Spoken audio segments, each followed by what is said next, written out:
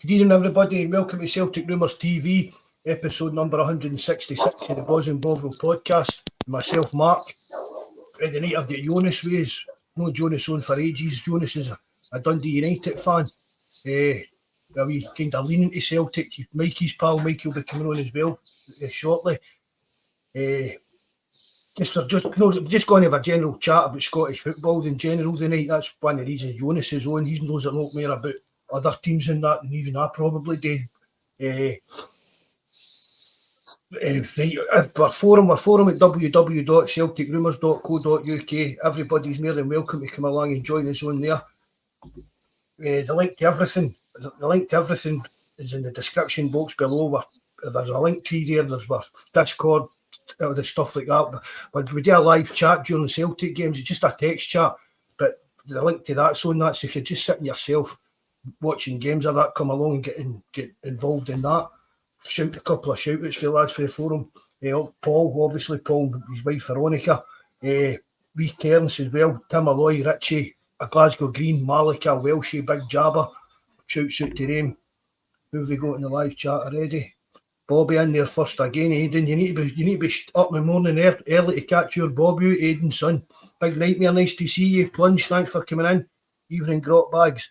Brian, nice to see you. Plunge, nice to see you as well, mate. Northampton, Tim, hail. There's Mikey there, sitting with the wee man listening in. Chris Fraser, we'll probably go on to that, Chris. But the SFA. Bobby's 1962, thanks very much for coming in, bud. Ian McIntosh, hail, brother. Well, how's it been going with you then, Jonas? Yeah, all good, thanks. Not bad at all. Yourself? I'm good, bud. I'm good. You happy enough with how it's going down at Dundee United for you now? We're doing all right. Probably could be a wee bit more comfortable than what we are, but we're still top of the league, 4 points clear. We've got 9 games to go, so can't be too disappointed. I've had a couple of wee hiccups the last couple of games. Yeah, I know. I've had a bit of a sticky patch recently, so we've come out the other end of that hopefully now and get a wee bit of a run going. I've just been, we've done for no gain Big Jerry, Big Campshire shout out, that's because he's known my wee list that I keep. Sorry, Jerry, mate, if you're listening. Rod, nice to see you, Rod, as well. Maestro, hail, brother. Liam Doyle, thanks again for coming in. I mean, you were always favourites for that league, weren't you? I mean, let's not get away from it. Yeah, no, like I thought, to be honest, Jonas, I thought you'd have hammered that. I thought you'd have probably been champions by now. To be fair, it's our home form that's killed us. There's only 6 wins in 13, whereas we've lost one away from home, 75% win record away, and then we struggle at home because teams sort of just come and park the bus, and we find it more difficult to play against that sort of low block. So if our home form was better, we'd be better off than what we are now. But like I say, it's just about getting. Even if I end up falling over the line, nobody will remember how you get up. It's just about getting up. I say that all the time. See, when people, I mean, it's like people amount of moaning and that when Celtic drop points, but see, come to the end of May, if you win the league, you're not sitting saying, I mean, that night we drew. Mate, see if you win the league on goal. See if you win the league on goal difference. Nobody gives a toss. You know what I mean? Aye, that's exactly that. There's Bobby asking if you were at the Morton game, Jonas. I was last night. I was there, mate. Aye. I follow Jonas on Twitter. I'll put his Twitter link in because he's always on it showing off. I think he's he must have been at every game this season so far. Have you not been? I missed a couple, but I've been to 90% of them. Aye. What do you mean plunge?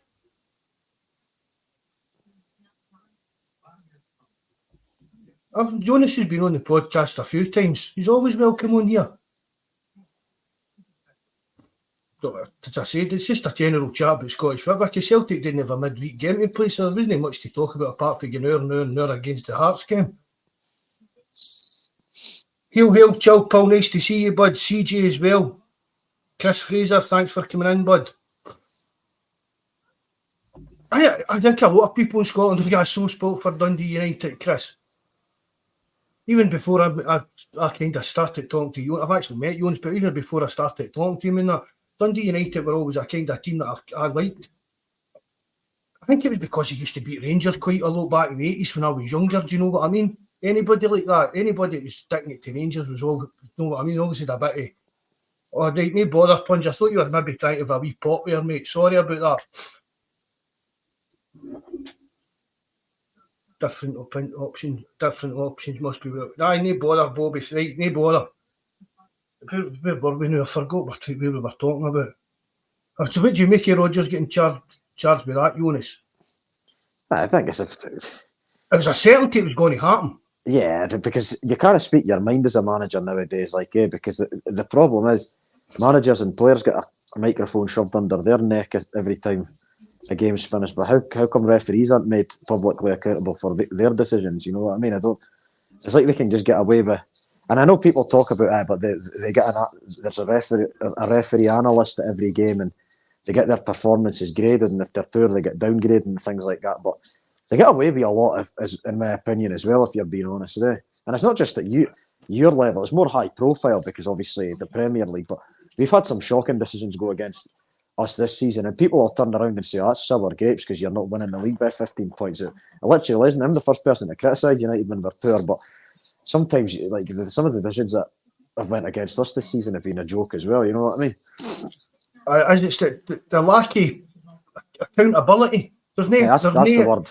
No accountability whatsoever. I mean, you're seen as a referee supervisor. Look, keep my eye on them, but you never hear any referee being.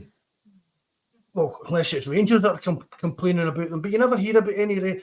You see them doing in England, they kind of have a bit of a nightmare. They get downgraded for a week or two, didn't they? They kind of maybe even don't get a game one weekend, and then they maybe get a low level game. You'll see it's like that Paul Tierney he made that mistake with that drop ball in the Liverpool Nottingham Forest game at the weekend, and he's been relegated to VAR duty this weekend. He's not getting a referee any games, but he's getting made to be an assistant VAR official or something like that. So there is some form of punishment, but. In Scotland, I remember there was a boy earlier on in the season, referee had a shocker against Morton when we played them at home, got a red card decision wrong and everything, and he got promoted to Dundee against Kilmarnock, and then he had an absolute horror show at Dens on the Saturday, and he was actually highlighted on Sports Scene after So he ended up getting promoted after having a howler in the lower division. So it's about the only country you can have a shocker at a performance, but you get promoted to the big league. Aye. I mean, well, you've not got VAR down there in that division, you know, you know, but I mean, you sit and watch the games with Mikey, but it's absolutely honking into it, some of the decisions that VAR's making. No, and again, and we spoke about this when VAR came in, Jonas, it's no helping. It's no helping anybody. No, and the thing is, as well, again, for me, it's not the system. I think the system's fine. I think it's the people using the system. Aye. And I touched on it when we first spoke about this a couple of years ago, or 18 months ago, whenever it was, when it first came into Scottish football, whatever it was. I can't remember exactly when it came in. I think it was halfway the World Cup break last season.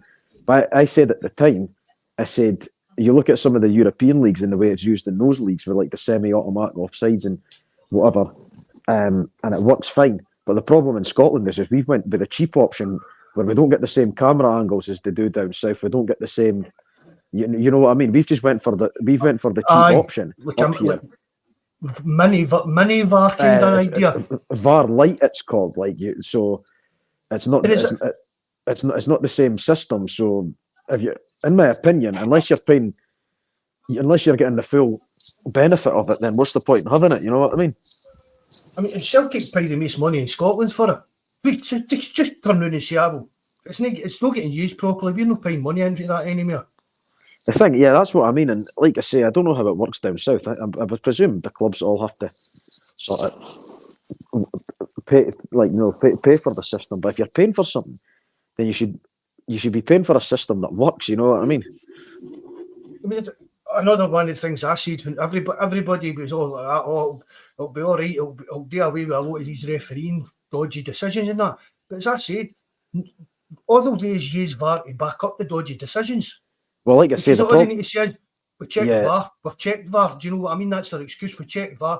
The referee said that they checked VAR. But I mean, that Hearts game the other day, it wasn't even. I mean, the referee, both times the referee was swung and made to change his mind by VAR. So who's actually refereeing the game? The ref or VAR that are sitting in a hotel somewhere.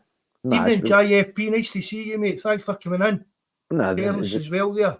Sorry, Jonas. No, not at all. No, all I was going to say there was, at the end of the day, the problem is that the referees in the it's almost like the referees that are in the VAR truck don't want to throw their mates on the pitch under the bus. Mm-hmm. So it's like they all get together and just agree on a decision. I mean, there was a couple of decisions. There was one in I can't remember what game it was. It was an Aberdeen game maybe or something like that, and the referee got sent to the monitor and he stuck with his decision and didn't go with, like, the VAR recommended the review, but they never changed the decision. But that happens 5% of the time. 90% of the time you get, you know, as soon as if the referee gets called down to the monitor, you know it's gone. The decision is getting changed. Like I say, as soon as you say checking something, checking a penalty, possible handball, checking red card, and once he goes to that screen, very, very rarely do you see the referee sticking with his initial decision.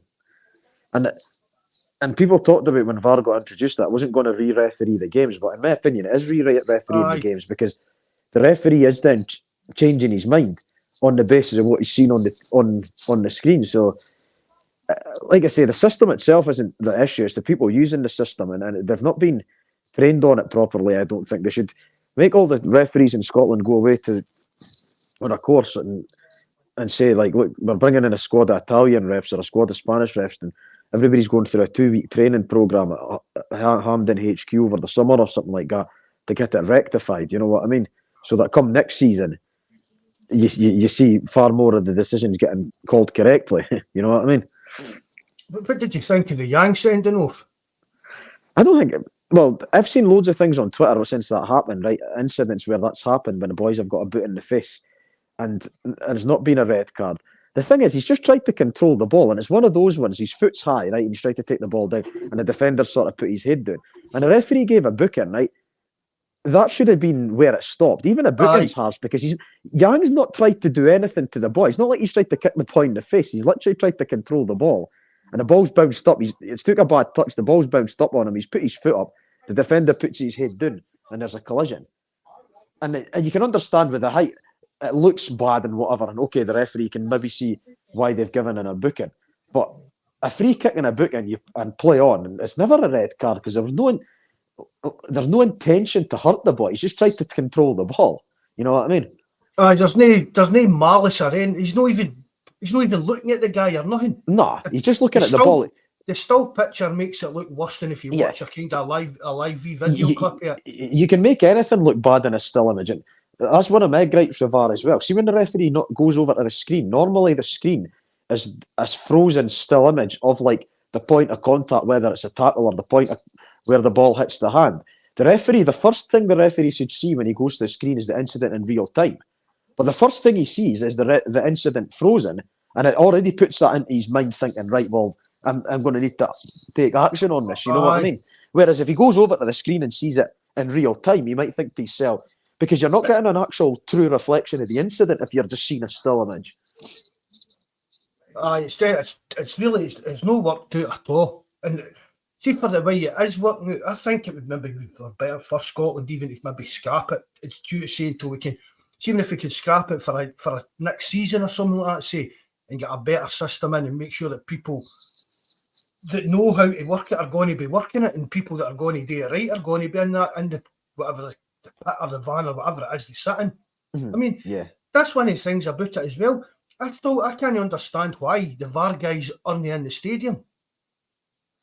Yeah, it's the same in England. They're at that Stockley Park, they're at the headquarters, and I think it's because in the stadium it would be difficult to set up an area where they had that number of TVs, and then the logistics of the communications between the referee and whatever. So I think every country, the VAR's none of the VAR officials are in the ground.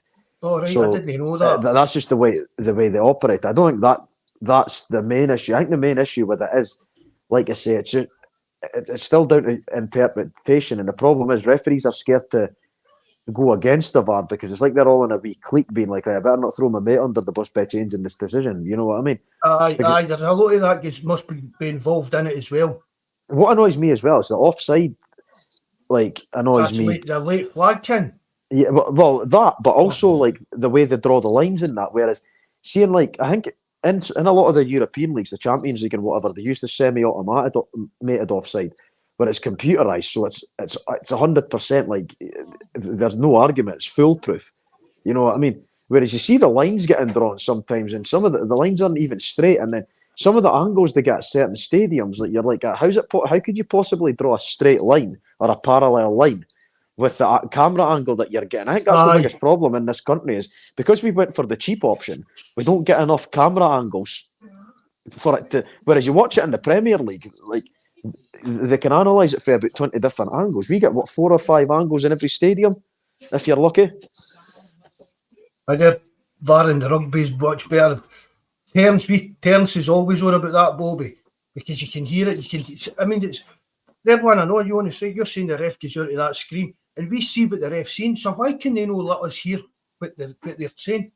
Yeah, I know. That's the thing. I don't understand why in the rugby, the TMO, you can hear the referee speaking in that, whereas in football, you don't hear it. The commentators get it when they're like for the TV channels and stuff.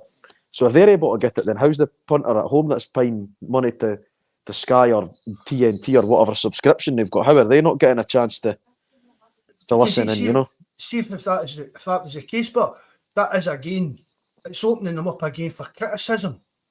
It's opening. It's like taking away another wee bit of their kind of wee what we're talking about. Their wee cliquey notes stabbing each other in the back and start. Do you know what I mean? See if we could hear what they were saying.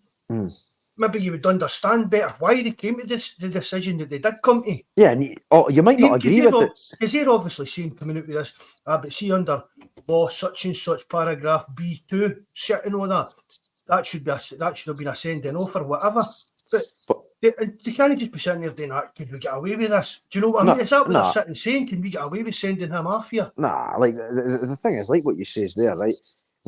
If they had if you heard the conversations if you heard the audio, then you might still not agree with the decision, but at least you would maybe be a wee bit more like, right, fair enough, I can at least see why they've come to the decision.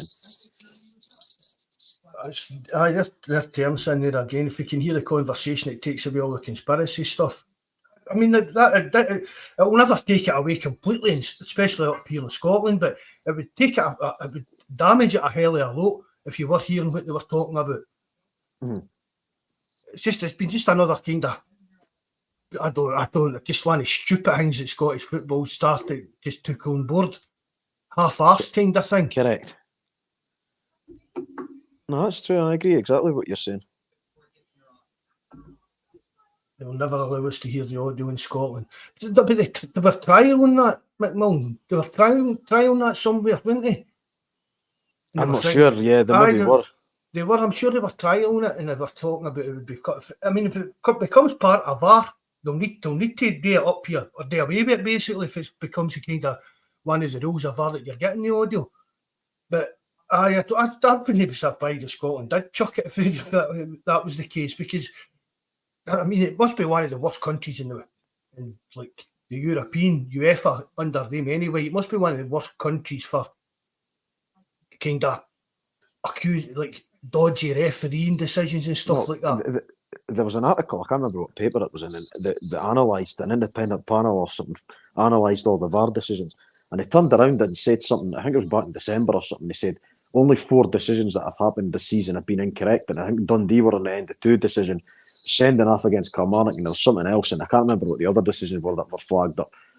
So, like, and that was some sort of independent panel. But the thing is, like I said, it's just too cloak and dagger in my opinion, you know what I mean? But the thing is, they'll never get rid of VAR because Scotland went and got it because people didn't want to see our league sort of lagging behind other leagues, you know what I mean?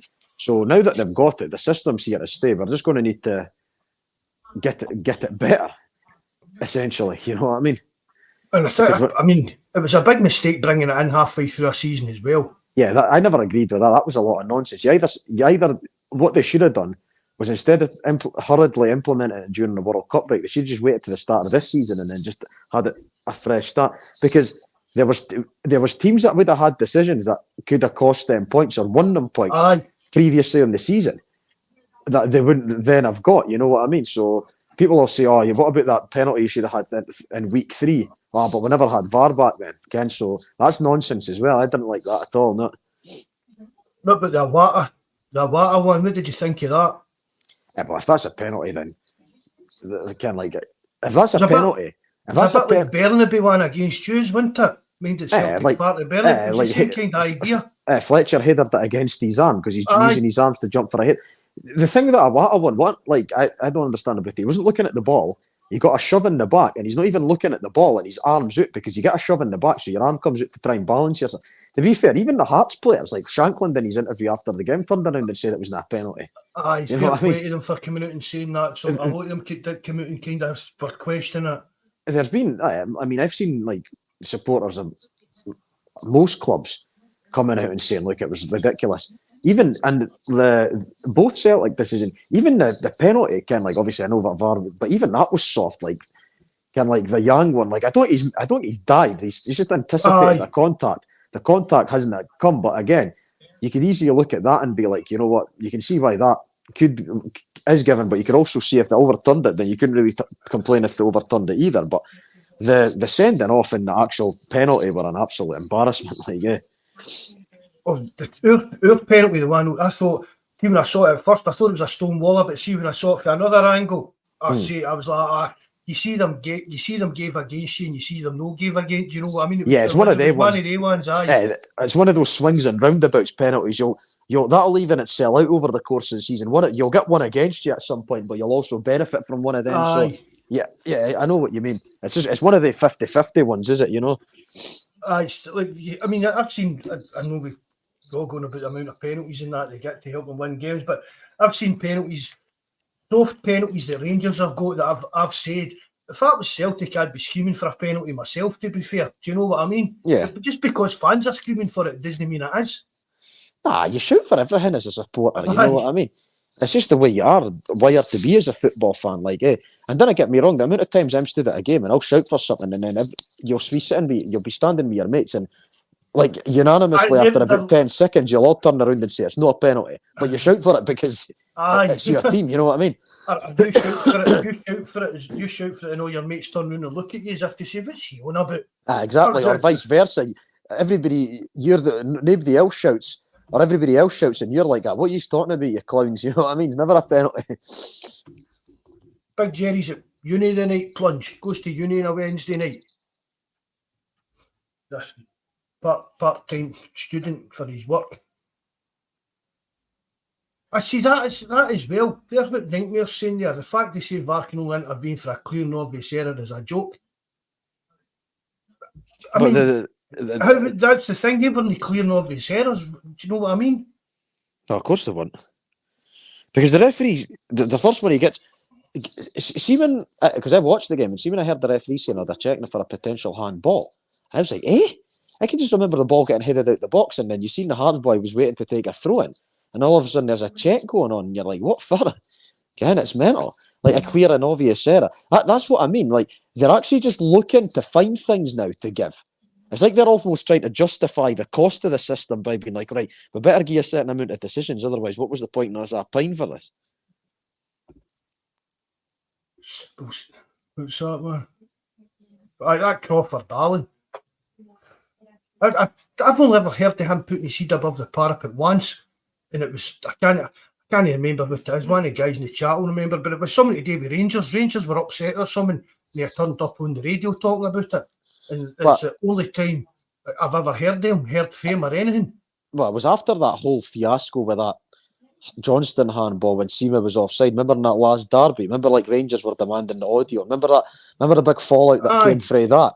That was, and then he came out on the back of that and basically backed VAR and gave an article. And I listened to his interview, and like, it was unanimously agreed whether you supported the team from the Premier League or if you support Spartans in League Two.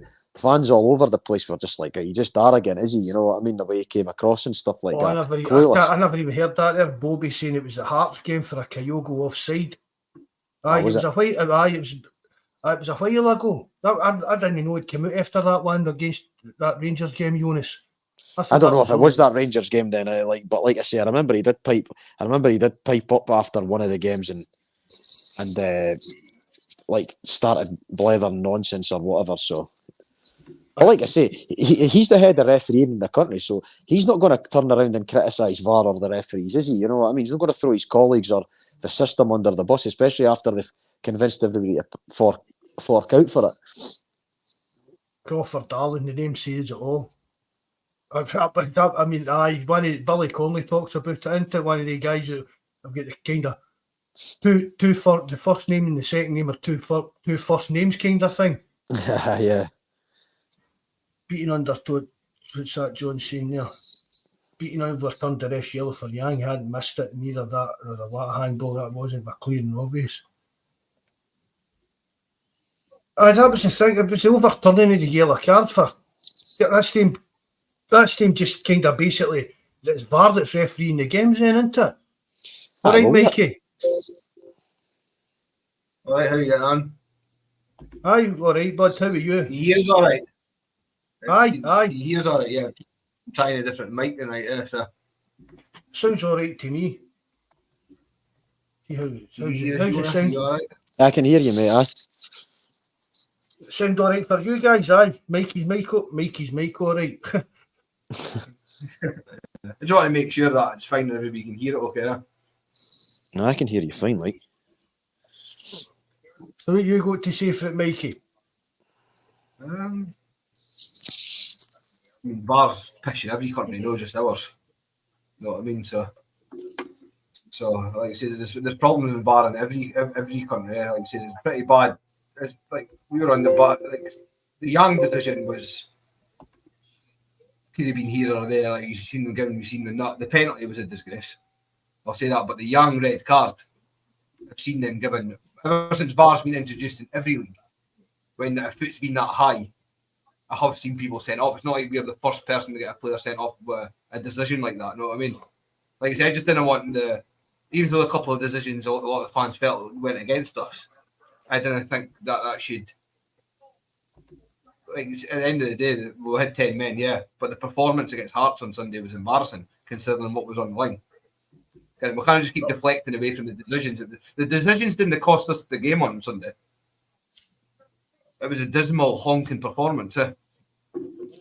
I've got to agree with that, Mike. I've spoke to you about it. I know the decisions were a big part of it, but just I thought again it was just back to no fight or no dig or nothing in the team. Celtic could have played there all day and never scored. Like it says,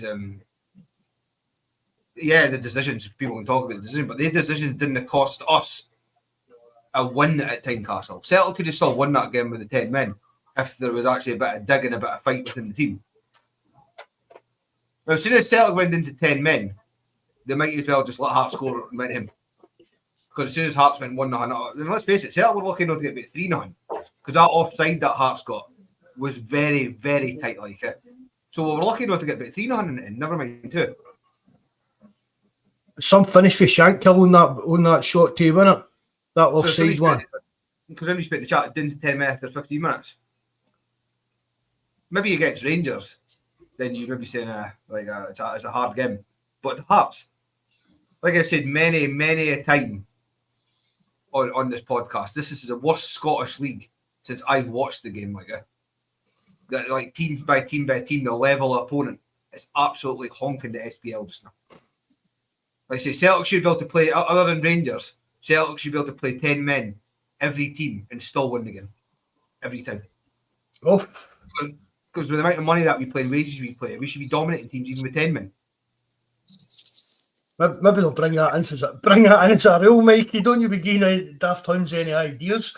Well, true, Jonas will tell you the same thing. Like I said, we've, between the Scottish leagues and the Italian leagues, since 2001, we've watched between the Italian and the Scottish league, God knows how many games every single weekend and through the week.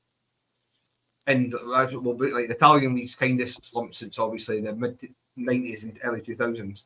But the Scottish league for the late 90s to the early 2000s to the teams now, that the quality, like opponent, the players in the teams, is like day and night. I'd agree with you on that, Mikey, as well. Do you know what I mean? I'm a lot older than used to. Yeah, it's nice. No, I agree with that. Like, because like the level isn't as good as what it. Well, you just need to look at how bad Aberdeen and Hibs and that are now. You know what I mean? I can obviously Aberdeen had that season in 2000 where should have been relegated, finished bottom of the league and they stayed up because Falkirk Stadium wasn't up to scratch or whatever it was. But like I say, the money that they're paying, I mean, there you go. There's that Neil Warnock come up for England.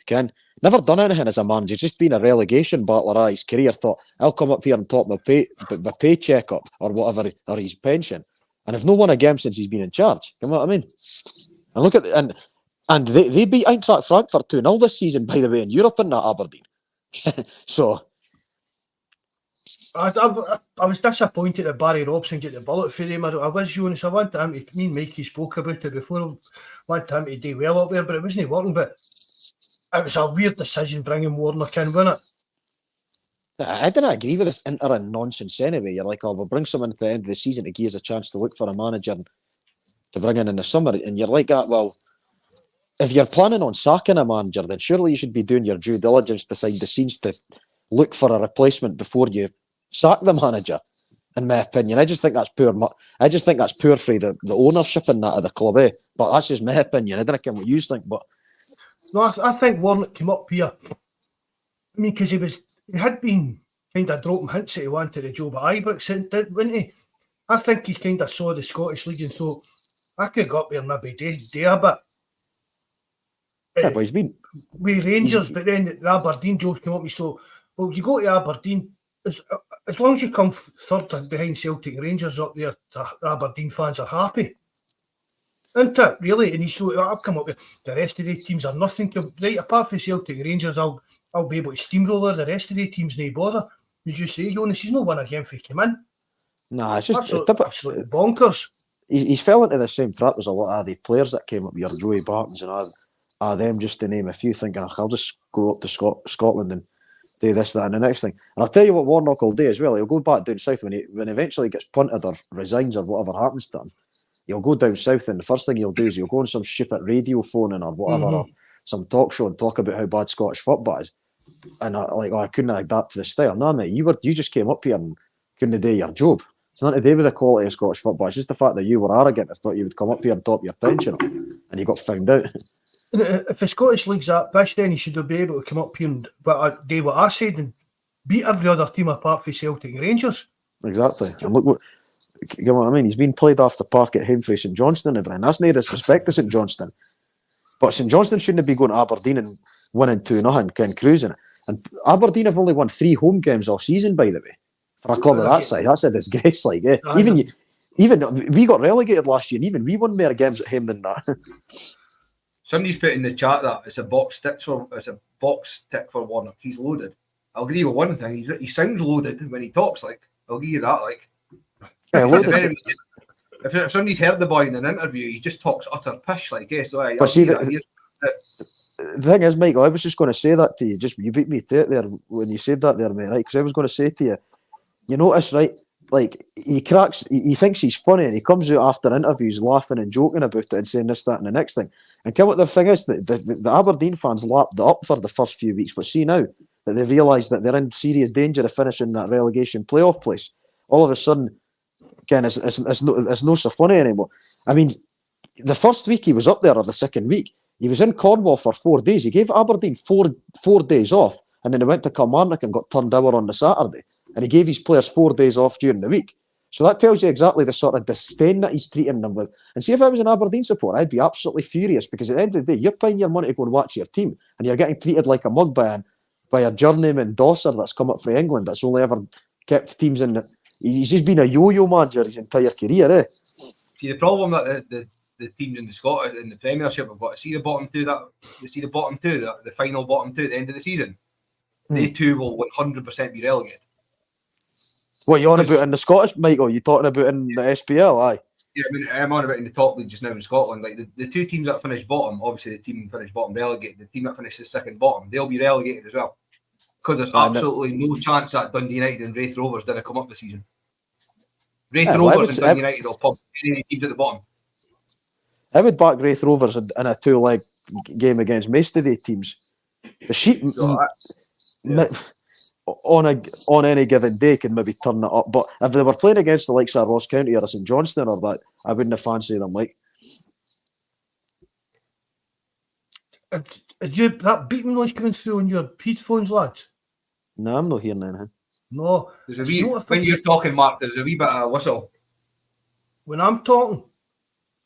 No, sorry, I'm getting notifications coming through, and I can't turn the wee beep noise you get off. As long as you can't hear it, it's all. No, I'm not getting anything like that.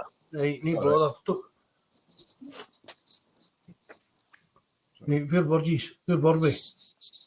Kilpal, I said that. I know, by the way, Aberdeen should have stuck with Barry Robson. I just didn't understand why they brought Warnock in.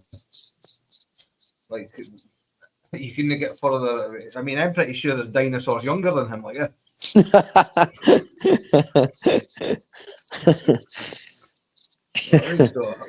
Like I say, like what Jonas says regarding Aberdeen. Aberdeen are a massive club, like, yeah. Aberdeen are historically a bigger club probably than any of the clubs Warnock's ever managed. Yeah, true. Yeah, like it's just like some of these guys just get like palm jobs, like just backhanded jobs. Like, what has he did in the game to warrant getting that job? That Aberdeen job. That's what I says to you there. He's just been a yo-yo manager. All he's done is fought relegation his entire time down there. You know what I mean? Like Allardyce. Yeah, exactly. There's this kind of roundabout of managers down in England and that for some strange reason people just keep giving them jobs. You know, and for and as we said, all Warnock done was he managed teams, got them into a relegation fight, get sacked. And then another team that was fighting relegation, maybe the next year would take him on to fight relegation. As you're saying, so it just that was kind of his level management. And down in England, there is it's like Gerrard will come back and he'll leave Saudi and he'll come back and somebody down in England will give him a job just because he's Steven Gerrard. No, I mean, he's never done anything, and somebody somewhere will be stupid enough to give Mick Beale another job as well. Because he's just getting on that wee kind of, what I said, a roundabout. He'll just be out there he'll probably start working maybe for Sky as a pundit for a while, just keep his face out there. And some idiot chairman will give him a job again because he'll believe all the waffle and all the bullshit he comes out with. That's exactly what I was going to say. You'll be able to waffle his way to a job by like, you know, the modern tactical, like, idiot speak that, like, you know what I mean, the buzzwords and that. So you'll be able to put together a PowerPoint presentation about some sort of philosophy, and he'll be able to reel in some daft chairman that's probably owns a chain of shops or something, doesn't have the first clue about football, and then he'll do a presentation about how his team had 18 final third entries in some part of the game or some nonsense like that, and then you'll get a job off the back of it. What Bobby said, Frank Lampard. I know I did another one. Frank Lampard. Just, I mean, Chelsea manager, Everton manager. That's bonkers. And he's failed at every job he's been at, is he? So, I mean, I'm a great believer in. I mean, you need your manager to have earned the Spurs kind of thing. Do you know what I mean? I mean, even when Lennon took over from Mowbray, we were kind of a bit lucky. But as time went on, and then under his second time, you could see that it wasn't that great, to be honest. But it's like, if you're managing Chelsea, why would you give Frank Lampard the manager job and you can get there and probably hire any manager in the world you want? I know. Absolute craziness. And again, Lampard will end up with a job somewhere. Mm-hmm. Wayne Rooney, I know. I mean, fair dues to Wayne Rooney, but I mean, he tried to help Dard out with money and everything. He was paying players out his own pocket and stuff like that. But it's as if it's like a kind of PR stunt. Yeah. You know what I mean? In it, it's as if it's like Gaza. See if Gaza wasn't a Jake ball.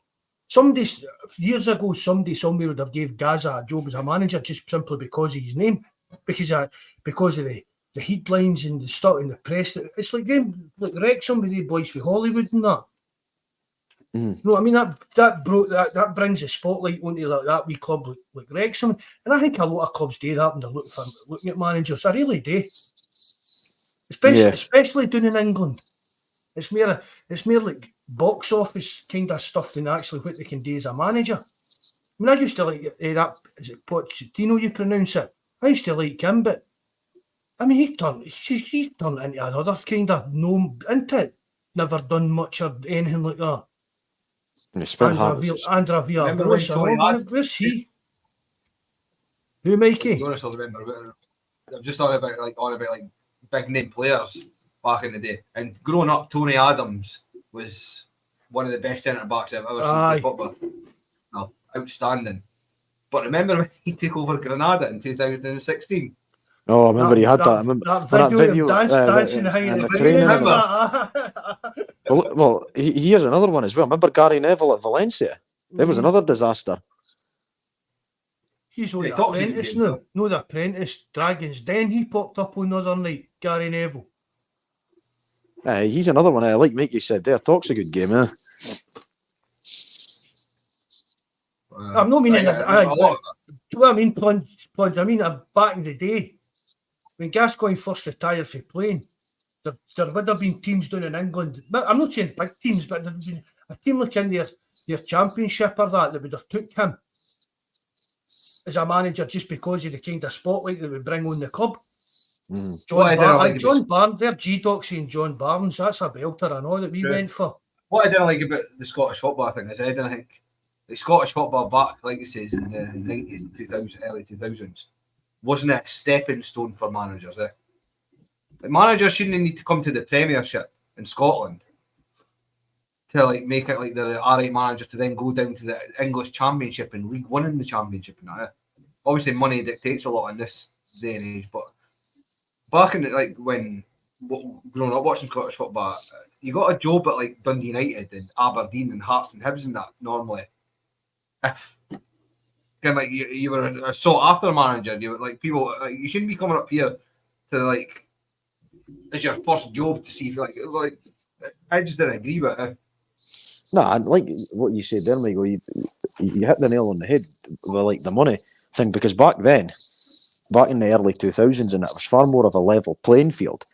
Back then, Scottish Premier League teams were a far more attractive proposition than even English Championship teams, because Sky and like cable TV hadn't took over to football to the extent it has now. Whereas now you can go down to the English Championship and get paid nearly 100 grand a week. Whereas back then you could come to Scotland and earn maybe 10, 15 grand a week.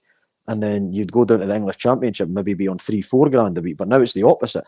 People are going to a worse quality level of football because the wages are far higher. Even League One. There's probably teams in League One that some of the teams in League One will have a bigger budget than probably a lot of the bottom six in the Premier League.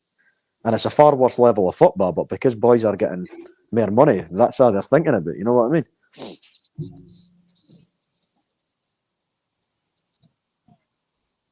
So you were going to come back in there, Mikey. What?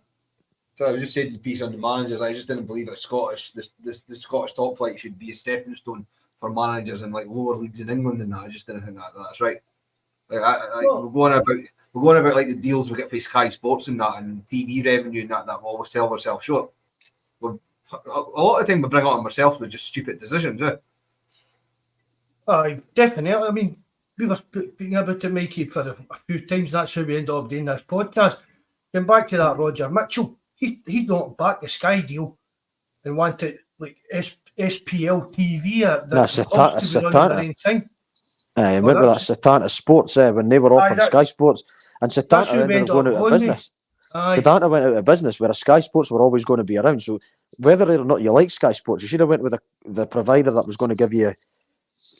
They were giving us exactly the same money, but over a longer period of time, where they got greedy because they thought that because Satanta were promising to pay it up front, so they just dropped their knickers with doing their due diligence, and they've suffered for it ever since. Because Sky have then turned around and said, "Well, get it up, you knocked us back in the first place. So see now, you'll bow to our tune." You know what I mean? We've no say in it anymore. We just tell what we're getting, and that's it. But I mean, it's not. I don't think that was that when that happened. That was maybe later. No, maybe just thinking back, because I did read up on it when me and Mike had been talking about it. It was he turned down the deal with Sky. This Roger Mitchell guy.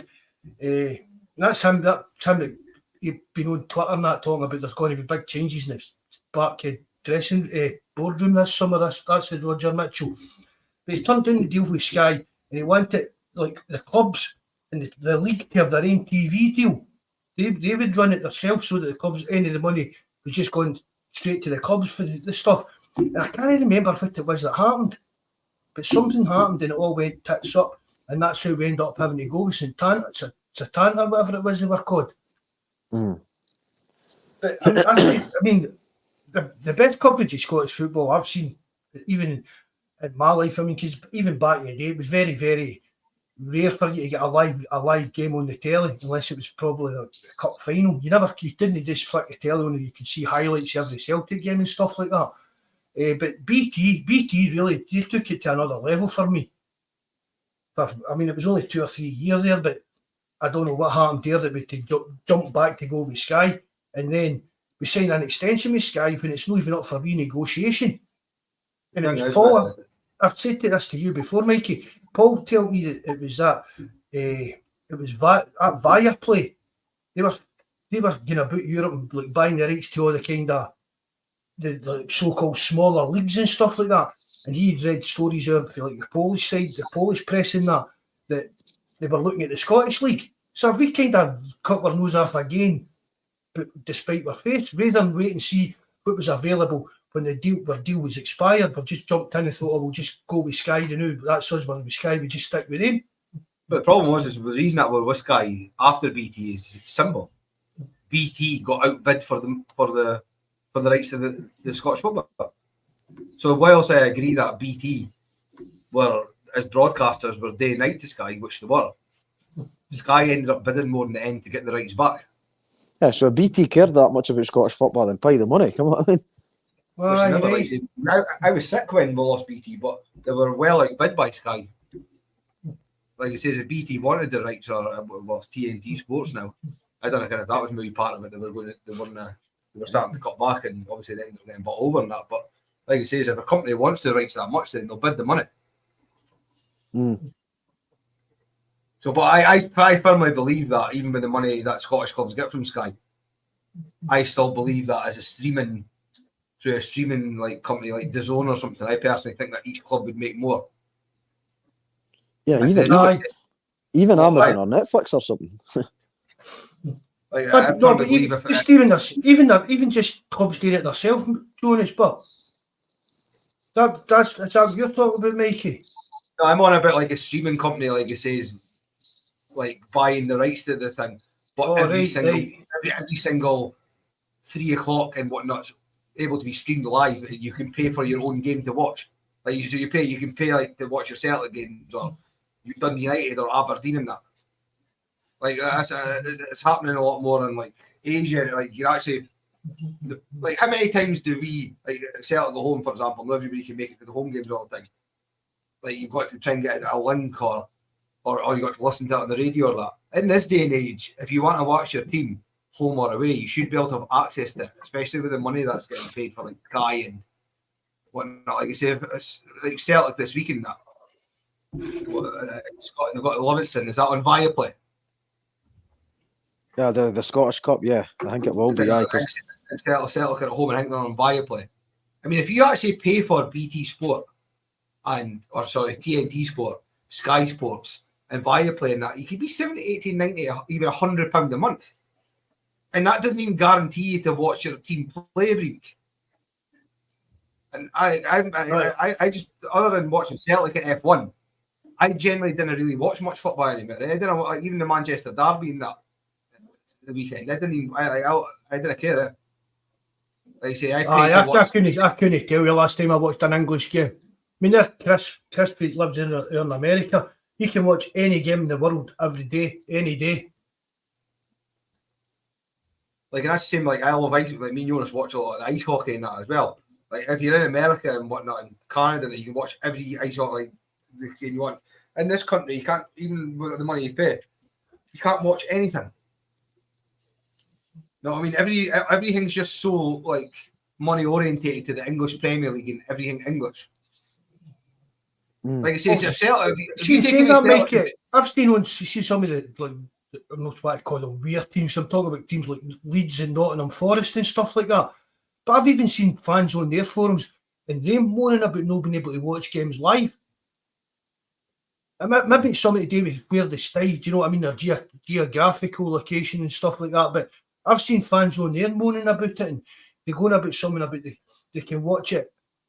Like Celtic TV, you can watch it after the game's finished and all that part. They can do this on the BBC iRed button or stuff like that. But I see a few English fans still moaning that they can't watch their team live on the telly. Well, that's what I mean. Like, I'm watching Atalanta just now against Sporting, obviously, in the Europa League. It's 1-1 just now. But I can honestly say that I'm obviously living in Scotland, and I've got Viaplay, TNT Sport, and Sky Sports.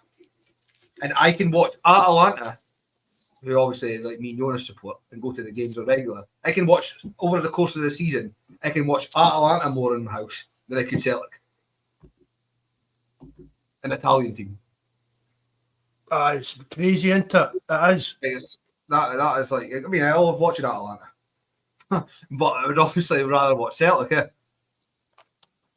So that's what I mean. Like, yeah, like I shouldn't be able to watch like in a different country, a different team. Like, say, Atalanta are certainly not Inter Milan or Juventus or that, or Milan, but I can still watch an Atalanta game better than to watch Celtic.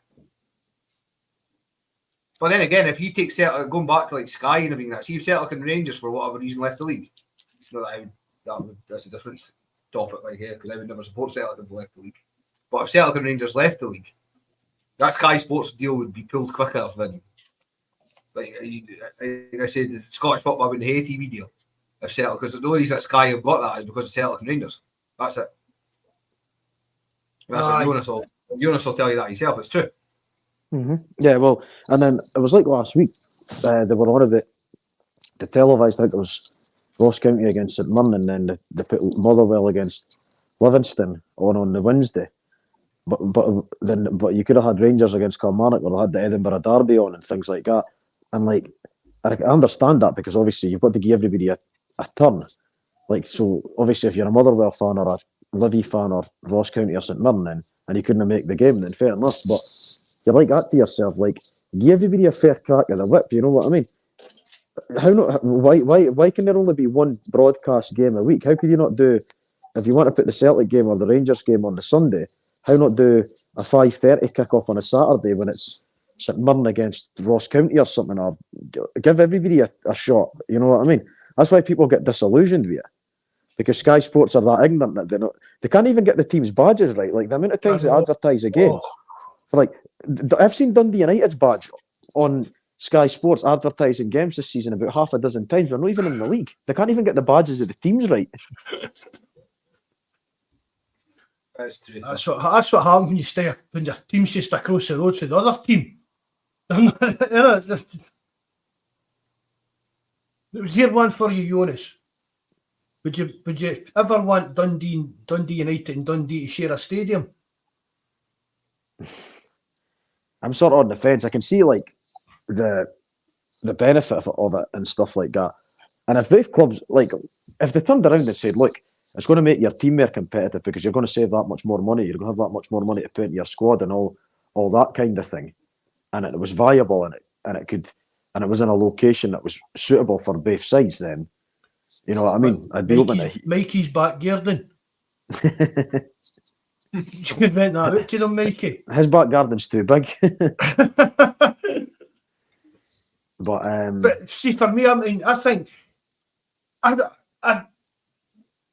and Hearts, I don't know how it would be with them, but I don't understand why, like, Scottish clubs, I mean, obviously it would never work with Celtic and Rangers, but I don't see why other clubs don't, like, ground share. I mean, Mikey were talking about this a while back, and I said that, I mean, if you kind of AC Milan and Inter Milan sharing a stadium and stuff like that. Roma, Lazio and that as well. Aye. Okay, I mean, well, for a start, you're halving the cost of your stadium. Jonas will never want to say it on the podcast, and I understand it. But from in a perspective now, like it says in what a goal. Dundee and Dundee United should would be so much better. He's not going to bite into Mikey. He's not. I know that you're going to. Because, like I said to you, Mark, the other day, a Celtic and Rangers, that would never happen, like you says, in the certain clubs, Liverpool, Man United, obviously different. But Man City, Man United, the certain things that wouldn't have. But Dundee and Dundee United fans, like you says, they can sit in the pub before the game and after the derby and be civil, and a lot of them would be pals maybe, and then 90 minutes in the stadium, obviously, also friendly. But they would genuinely be able to share a stadium without much animosity. Aye. Like I said, Dundee, I don't know how close it is to being built at Camperdown or the deal getting done or that, but like I says, an all black seater or white seater stadium or something, 20,000 to share between the two of them and get rid of the two, like I say, Jonas kind of feeling on Dens and Race. Like, they're no good stadiums like that. Like, just get rid of them and move to a better surroundings. It would benefit both clubs. Yeah, because you would be able. The one pro would definitely be that you would have more of a budget for your squad. You know what I mean? I can say that Aki's in Motherwell. There's no reason they couldn't share a stadium. Aki could just even pick you back off the back of Motherwell. Because they need to. I mean, I know I've got a wee soft touch for Aki's and that, but that's. I'm not even going to call it a stadium. I'll just call it a ground. You know, a football ground, a park. That's what it really is. Fir Park's definitely a better stadium than Hamilton's. Like, East Kilbride's got a better stadium. East Kilbride's got a better stadium than Hamilton. Have you been to Aki's Park, Jonas? I've been loads of times. Yeah, it's poor, isn't it? It really is. And it's a plastic pitch, but again, that's another debate that you could speak about till the cows come home. The whole plastic versus grass debate. You know what I mean? I'm against that. One of the things I always moan about with Aki's, do you know what I mean? And like Livingston, I was happy that Aki's get relegated because they're the whipping boys in that top league. Do you know what I mean? Which doesn't do much for all the. I mean, there's still a crowd of young boys up where I stay. They'll still go to every Aki's game and that. Do you know what I mean? and because it's my local team, I do want to see them doing well, but I don't want to see Celtic playing at Aki's Park, going that pitch and that. I think anybody likes going to a plastic park, regardless of what division you're in. Livingston and that, I can't wait for him to get relegated this year. But at any level of professional football, there shouldn't be any plastic pitch. That's not just Well, the thing is, from not next season, but the season after, everything's going to be mandated grass anyway. So they've only got 1 year because they've got a grace period. So they got 1 year to convert to basically get the funds together to go to grass. So we'll hate to suffer one more season, but potentially really only one plastic pitch team going to be in the Premier League next season unless Wraith Rovers come up. Because Livy will go down. Are they plastic? Aye. Yeah, because Kelly are obviously not going to go down, but Livy will go down. They're getting rid of theirs, aren't they, Kelly? Yeah, but not till. And it might be this summer, but it might not be. It might be the year after. No, I think it's 25, 26 they're going to grass, but potentially, like I say, if Wraith do come up, then it'll be another plastic park. What we'll say is like for plastic pitches, they're all dreadful. But there's two clubs in the top. There's two clubs in Scotland that their pitches are actually all right, being plastic, and that is Wraith and the other is Falkirk. Like as plastic pitches go, I think they're generally ones that Jonas was at the game with Wraith United the other week. Like obviously a plastic pitch, but it's generally better than your average one. Like you say, is like isn't a bad like. No, I believe in making the Falkirk one that day, the charity game. Well, that was great. Like, see, that picture. Even close up to that, I was like, I said to my pal, and I was like, look at that pitch. I said compared to Aki's. You know the only problem I've got, it doesn't matter if it's like the only problem I've got, like, is a playing perspective, is, and it even happened at the charity game when I played. I'll always have a higher chance of pulling my hamstring on a plastic pitch than I do a grass. And that's exactly what happened even at the Falkirk Stadium when I played. And also, I think the sporting advantage of the plastic as well for teams, because they teams train on it all week. Whereas, like, when United are playing against the team with a plastic pitch, we train at the RPC, like the Regional Performance Centre. So we do a week's training on plastic to prepare for playing on plastic. Whereas we train on grass, obviously, 90% of the time. So the fact that they train on it 6 days a week and whatever and play like their home games on it, people will turn around and say, "I just sour grapes again because he's lost on a plastic pitch." It's just stating fact. If you play on that pitch at your days, week in, week out, you're getting used to how the ball bounces. You get used to how the ball moves. You know it's not going to bounce the way you want. No, and anybody that tries to dispute that's just doing that to suit their own agenda. You know what I mean? Because everybody knows it has an influence. Well, anyway, at the end of the day, there shouldn't be any plastic pitches within the professional football setting. I understand why semi-professional and below have got them, because it makes sense for financial, like, so you can train on it and play on it. It's like, that's understandable. But like I said, there should have been a rule years ago. If you got promoted to the top flight, if you had a plastic pitch, it must be converted to grass for that, ready for that season. I mean, and I'm surprised that like Celtic, Rangers, Hearts, Hibs, Aberdeen, all the heavyweights of the league came together and came up with some form of legislation that needs to, and like force it through. Well, It took them a while, but I think that's what's happened. The clubs have eventually got their heads together. I'm genuinely surprised it's only now that there's no plastic. Like, that should have been years ago. Like I say, because it doesn't matter how advanced these pitches are, they'll still never be, like I say,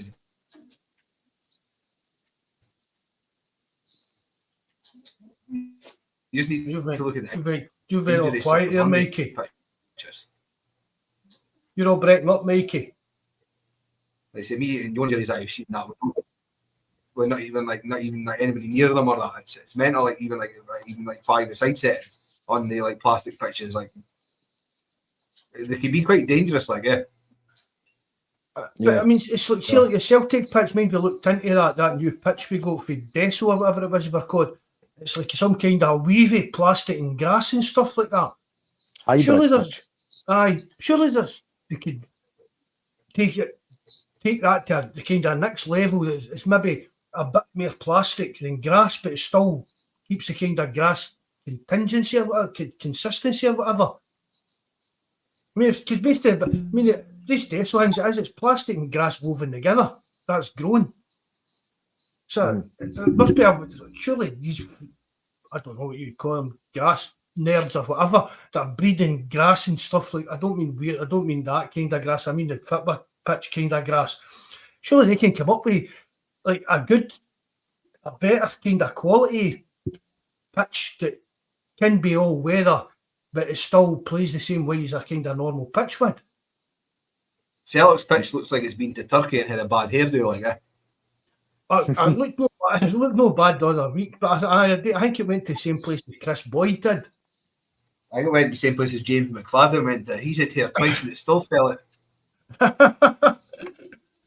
he's slayed himself with that view. Always like this is the thing, like something like I mean, how better could I want to watch what they hear with the chat. Like how better could some grass get? You know what I mean? Like what I know what I mean. Like, I'm trying to like generally like you know what I mean, like grass weaved with plastic and everything. A lot of pish. You know what I mean? I bet. You know what I mean? Is that no where it is? But Mikey, because I mean, you look back, you see all the old videos of grunge in the back in the 70s and 80s and stuff, and the way pitches went. So is that no why they've started doing all this, like mixing it? Well, since they've brought in like like the heat lamps and that kind of thing, and with that kind of technology, that helps the pitch. It's no like all the other technology like that thing. It's all like the aftercare of pitches. That's what's brought it on. That was like they got that. It was not just that wanted that Deso pitch fitted to, went it, and then it was diseased. Whatever that meant, it became diseased after about 6 months there, and it's. The Celtic Park's never been the same since then. That new pitch get fitted, and it was. I mean, don't get us wrong. I don't think we scrimped and scraped on the deal with it. It was the best of the best we paid for. But I don't know whether it's that stuff that because they need the lights on the pitch and that. It's maybe no taking the way it just would with natural light, but it's something that Celtic need to get addressed because it. Don't know if you've noticed it, Jonas, but it's affected us in a few games, I'd say. No, like nobody likes playing on heavy bobbly pitches or anything like that. You know, I mean, it's like I say, Scotland, the climate that we've got and stuff like that. Obviously, kind of the pitches will maybe go through a bit of a rough turn and that, but you've got to, like I say, like our pitches are in great condition because we've hired different ground staff. And see, to be fair, it's been immaculate all year. Okay, there's been a wee bit of churn up at the goal mouths and that over the winter months, but it's been better than it has been for 5-6 years, the last 2 or 3 seasons. So it's just about getting the right people running it and the right ground staff. And like you say, at the end of the day, grass is grass. If you get someone that knows how to look after it, then your pitch should be all right. I mean, look at Motherwell's pitch. That's like that. I mean, it looked a bit patchy the other week when Celtic played them, but over the season in that, any time I've seen the Motherwell pitch is one of the best looking pitches in Scotland. Yeah, that's good. They're managed to saying that. I know about the Motherwell one. Evening, Rob Baker. Nice to see you, bud. I've probably missed hundreds of folks. Sorry if I missed you with shout outs there, lads. Just fishing Stevie, Robert Baker. I'm surprised that the Dundee, whoever's the Dundee groundsman, I'm surprised nobody's came into them because, like I said many times, Dens is the best park in the top flight. Yeah. Well, Dundee have actually been their groundsman. Park. Yeah, but that's what I mean. Like Dens for over the last 25 years or something has been by far the best pitch in Scotland. It was, yeah, up until this year when obviously you know what I mean? They ended up getting rid of their ground staff and bringing the boys in from Burnley. But up until last year, like this season, Dundee had always had a good surface. You've been to San Siro, haven't you? Yeah, but that's what I mean. Like, yeah. You don't have the roof across it, so weather literally doesn't need such. I don't think we need covers or full stadium roofs in that, do we really? No. Well, that's what I mean. Like I had the season ticket from 1999 until now. And like say the first 15, 16 year, like that goes through Martin and Neil Gordon. I can't remember Parkhead ever like having a bad pitch, no matter what time of the year it is. Like, no, I mean, to be this early, to be that bad. Aye. It's still bad, Mikey, but I mean, it was worse even a few weeks ago. That's what that. See, when I saw it the other day, the other game, I said that they must have worked on that because it was looking a hell of a lot better than it had just even a few weeks ago. But again, you're coming out the winter. See, you can forgive the clubs if their pitch cuts up. Jonas says during the winter when the frost and all this because of the Scottish weather and stuff like that. But when the season starts and after the winter's over, the pitches should be getting looked after enough. They should be quite lush and green and stuff like that. But the Celtic pitch went heavy Pete Tong early in the season. Well, I personally didn't think as well that we get the winters that we used to get either. No, they're not as bad. Not even close to being as bad as what they used to be, the winters in Scotland. So that's what it is. I personally, like I say, especially with the amount of ground staff clubs now, I don't think there's an excuse for any bad pitches in Scotland just now. Never mind Celtics as well with the money that they spent.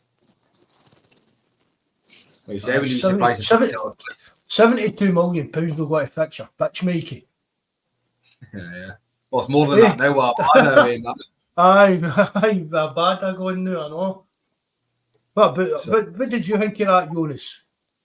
That bad situation and stuff like that?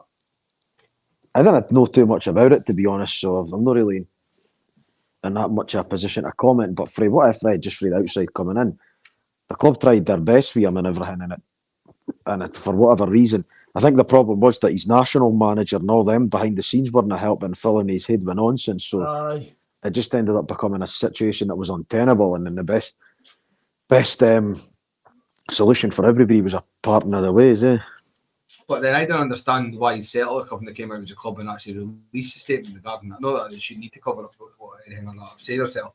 But there's managers and chairman in that, I think it was Abada's previous club that came out and says the Celtic fans treated Abada disgustingly during his time there. I never witnessed, and I'm sure other fans in that on the chat now will be able to say as well, that player ever getting grief or anything other than when he was shiting him. Aye. Which a lot recently. I don't know anybody, even on the forum and that, Mikey, talking to guys like you, or the rest of the guys that I talk to privately and stuff like that. Nobody was blaming Abada for anything that was going on in Israel and Palestine. But Celtic's views on Palestine were the same as before he signed his deal. And so it was Harry when he signed when he signed for us at first and signed a new deal just went in October there. Yeah, so that's what I mean. So the views that Celtic on Palestine were the same as what they were after he signed the deal. And as soon as he signed the deal, then there was a problem. Like I says, he should have been sold early January. Like I says, now, like I says, he was watching the Man show recently anyway, because it was obviously clear that he didn't want to play for the club. So we're lucky to probably get the money that we've actually got for him, to be fair. That's a lot of money for the That's a lot of money for the MLS, isn't it? You'd be surprised, as Jonas will tell you, the MLS is a totally different league now than what it was back in the day, the finances that are involved in that league now as well, eh? There's big money in there. It's a problem that Celtic didn't create. So for me, it's just a case of he's away now, throw a line under it and move on. Yeah, but that's exactly it. It's something we maybe need to think about going forward if we're ever going to be signing any more players for Israel. But it's interesting to see Bernabei away as well. So they must obviously rate him that bad that they're just happy just to go, hopefully, with just one left back. And then that's it, because they've obviously seen him as worse than a man short when he played. I personally didn't think he's as bad as what everybody thinks. I just didn't think that he settled. I'm going to give the guy the benefit of the doubt, and I hope he goes to the Brazilian league and does well, he actually signs for them permanently. And you back me up on this, Mikey. Was he getting called up for an international squad, Bernabei? Yep. I took pelters on here one night when I said that. But that's true, though, because the manager, Scaloni, I think it's Lionel Scaloni, was rumoured to be calling him up, He wasn't actually he was actually in a press conference talking about possibly calling him up. That's what I mean. So he was sought after. It wasn't like Celtic just signed him and it was just hope for the best. Like, he was actually well sought after in his country before he came to Celtic. It's never worked out for the guy. He's went away to the Brazilian league now, to the International. I hope he does well, like he says, and he signs for them permanently. Like I say, I personally think he'll do well when he goes back, and we'll get more than the money back that we paid. Which is good. Like So I say, it just never worked out for us. That's it. It just never worked out for. Like, that happens all over the world. It doesn't just happen at Celtic. You know what I mean? You sign players, sometimes it doesn't work out. It doesn't mean that they're a bad player. Some of the best players we've seen have made one wrong move. Look, Chris Sutton going to Chelsea. Yeah, that's what I mean. Yeah, he was outstanding at Norwich. Him and Shearer at Blackburn, and then he goes to Chelsea. One bad move, and he gets kind of wrote off down in England. Well, what Jai be saying, it's a bit strange. Like he says, we've got no cover at left back. I personally, like he says, like Scales, like he says just now, like he says, he did with a turn to a degree since the start of the season. But the last few games, my God, he's been bad. Like say 50 pence head or what? You know what I mean? But like he says, he was meant to be a left back when he first signed for Celtic. But even the thought of him like falling in at left back gives me the fear. Like, The only thing he's got, I mean, like his height into, he had a bit of height to the position. But as you said, Mikey, that he does the ball, you don't know what direction it's going to go in. Yeah, he's totally dropped off. Like I said at the start of the season, he did very, very well. The guy, like I said, I gave him plaudits. Like I said, I had him wrote off years ago. But I'll always hold my hands up when I've been wrong, and he actually did a turn for me recently.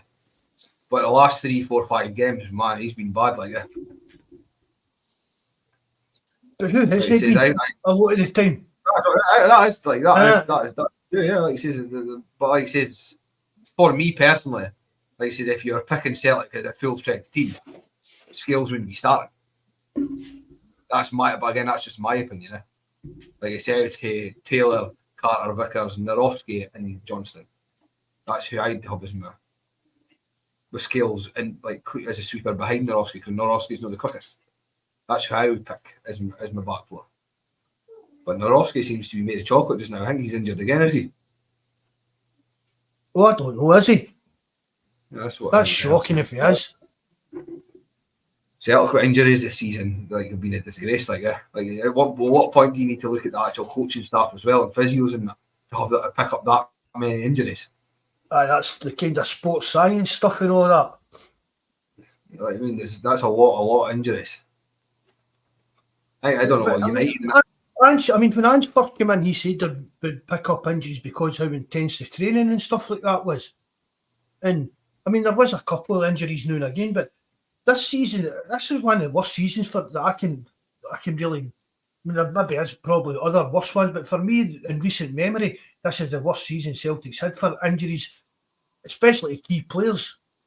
In the Kyogo shoulder situation, that should never have got to the stage it's got to. Yeah, like he says, that's definitely. It's like he says, it's not been great for Celtic season. Like missing Hatate is a major one to me. Like he says, I personally think he's our best player, Hatate. But like I've said, the same with Carter Vickers, you're only as good as the games you play, and that's not been very many of this. There's no use to if they're sitting out injured all the time. So what we were going to talk about in that, what would you do? You can go first, Mikey. What would you do to improve, make Scottish football a wee bit better, a wee bit more attractive, if you want to call it that? Well, I would make it a 2 to 3 tier league system. I would expand the SPL to maybe 16 teams,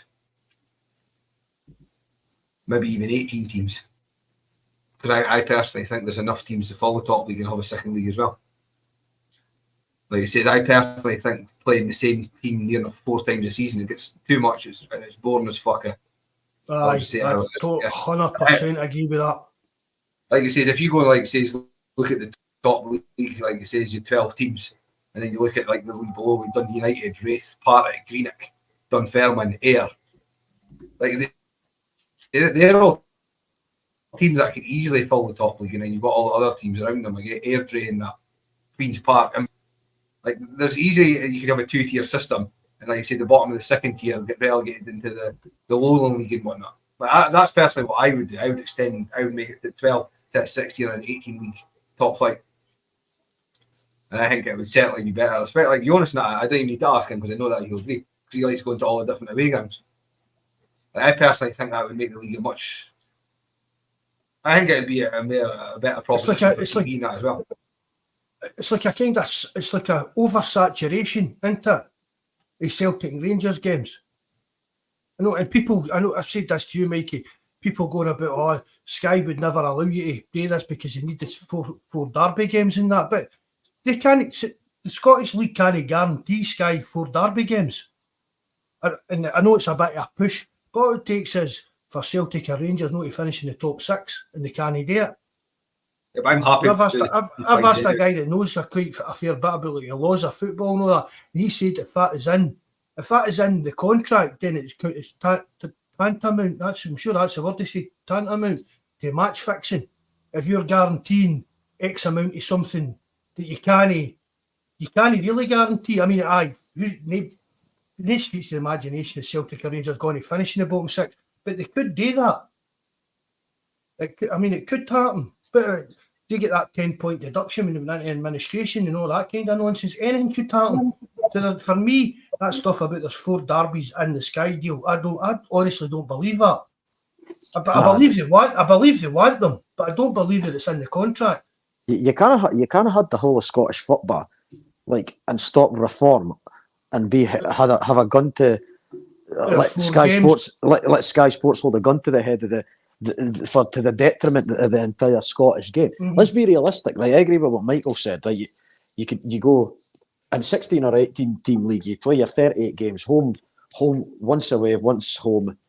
And then, like I say, you hear your second tier, and even you can even stretch it to 3 tiers. You could say you're an 18-team league, and then you have a championship with 10 teams, a League One with 10 teams, and then you hear your lowland league, and then you do promotion and relegation from those divisions. Say you're doing 2 up, 1 through a playoff.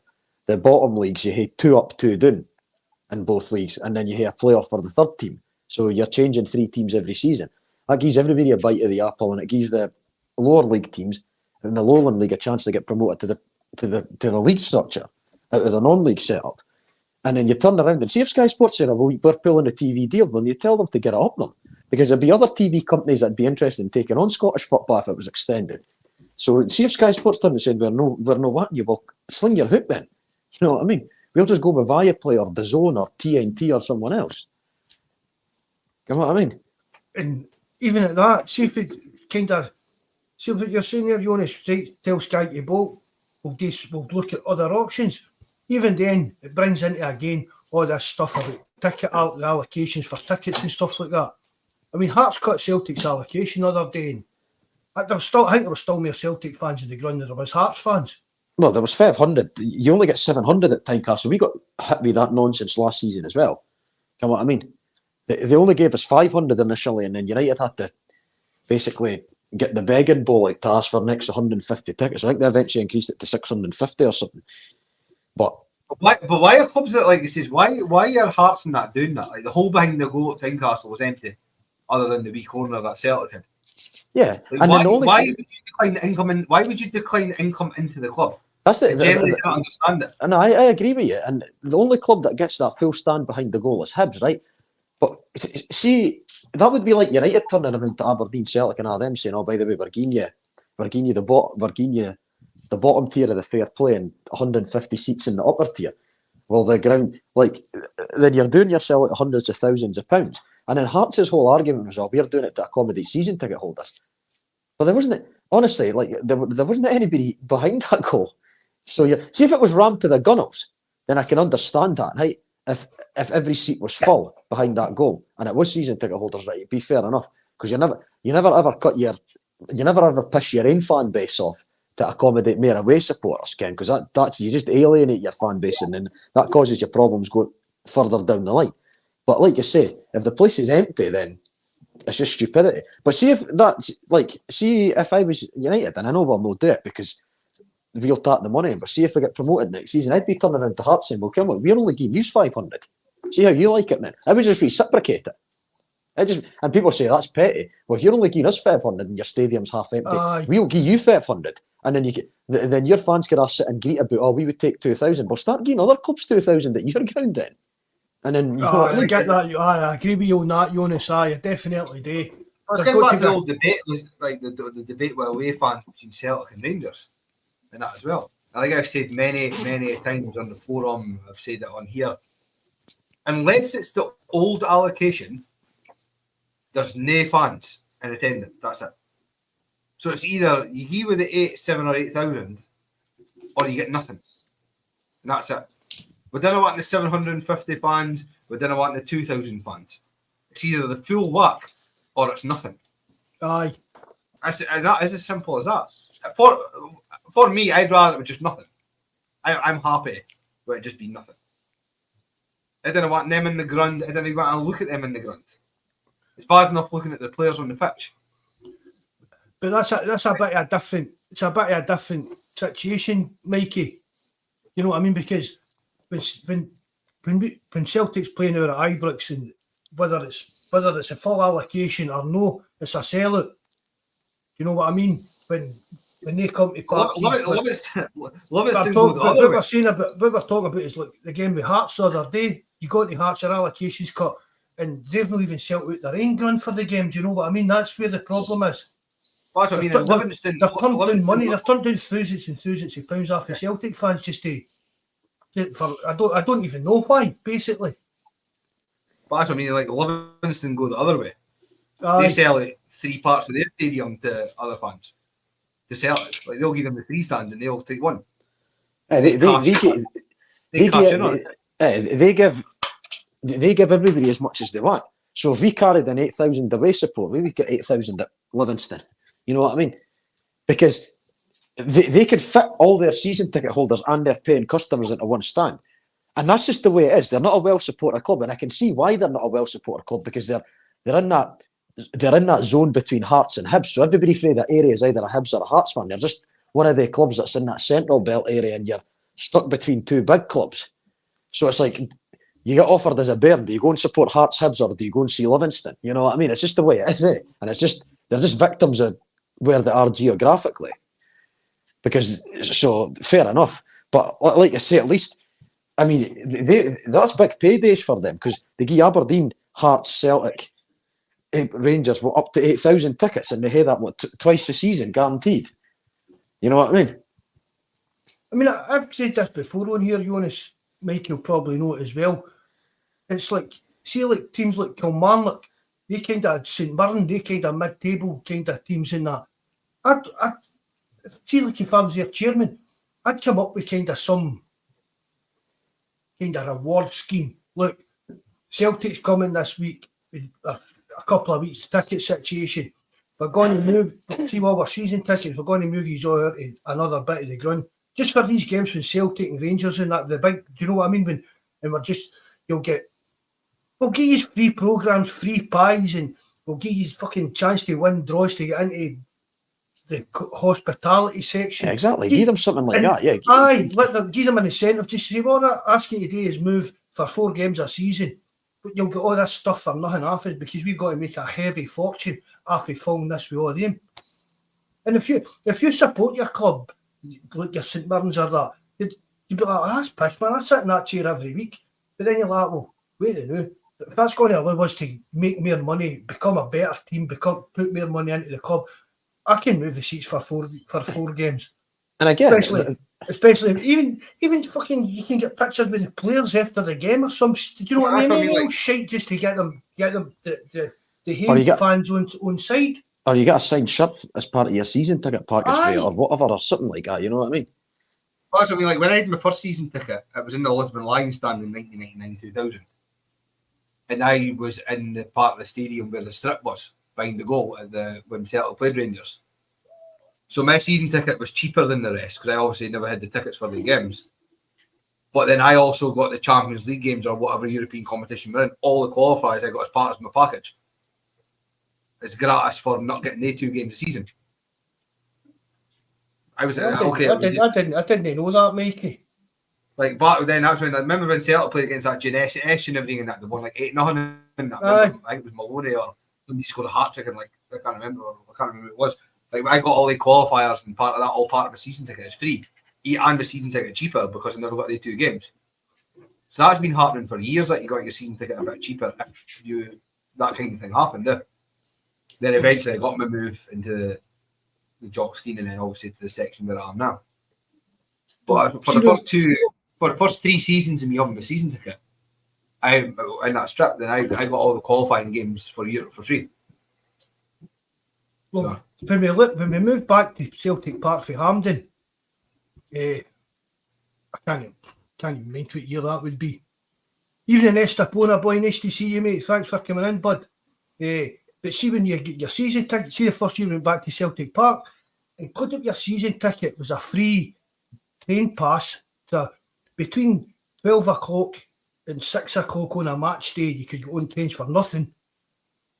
Or buses, like normal buses. Or see if you were registered as a supporters club and put it in, your supporters club get £10 towards their costs for the season.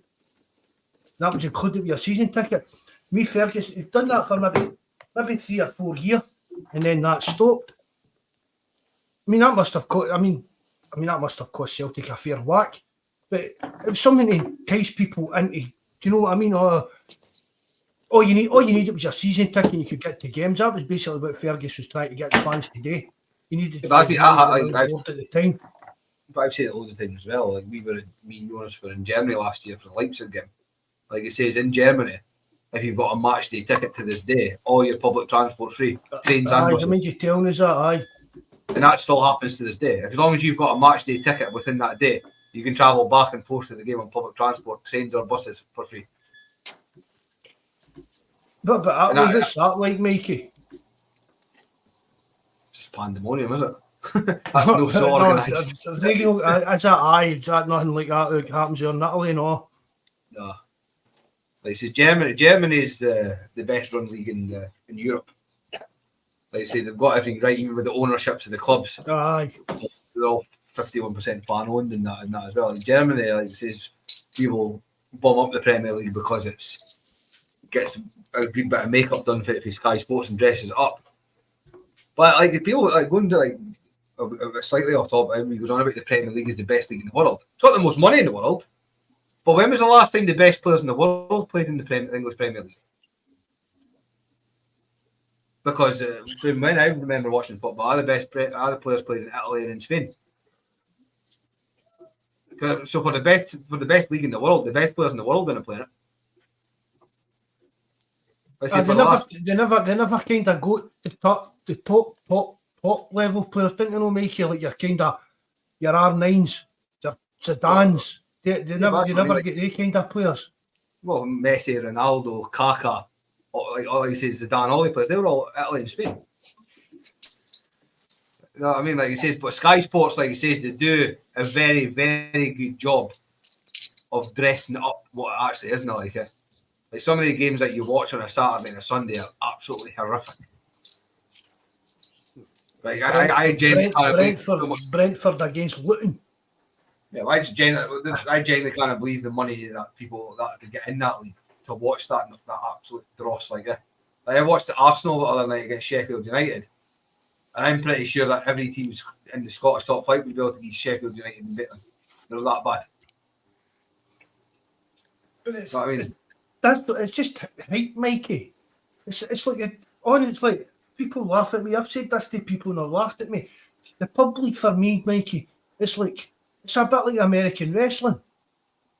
It's all razzmatazz and off a show and it's presented well. They put a hell of a lot of money into it. Do you know what I mean? But the actual product on the pitch isn't that great.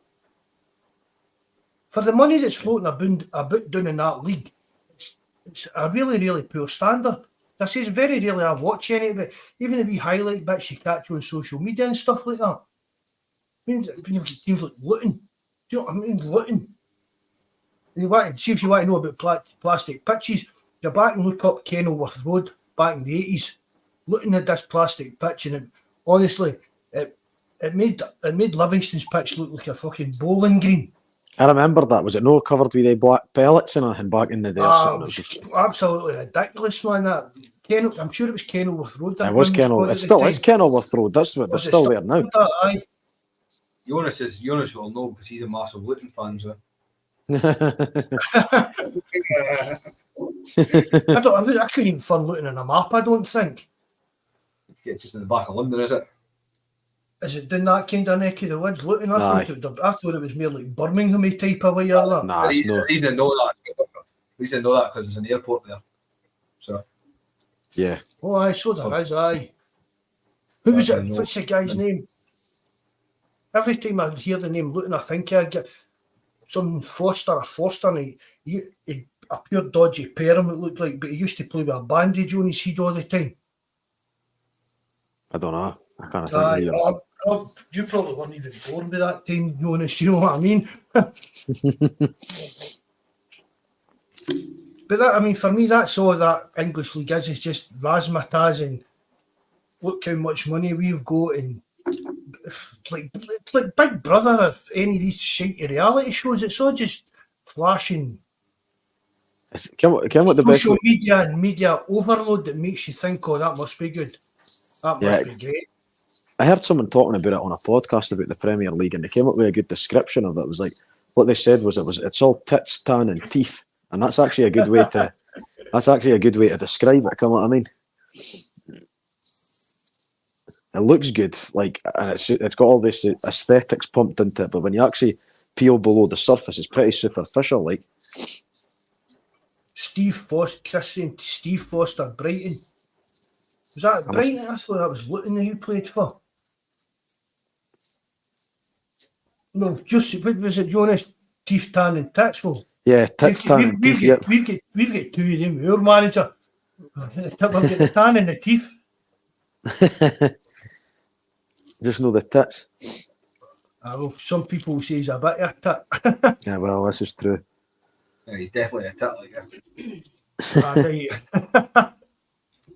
It's no point in getting me going down that road like that. Still like you'll be here next summer, Mikey. No, you'll be looking here at the end of the season.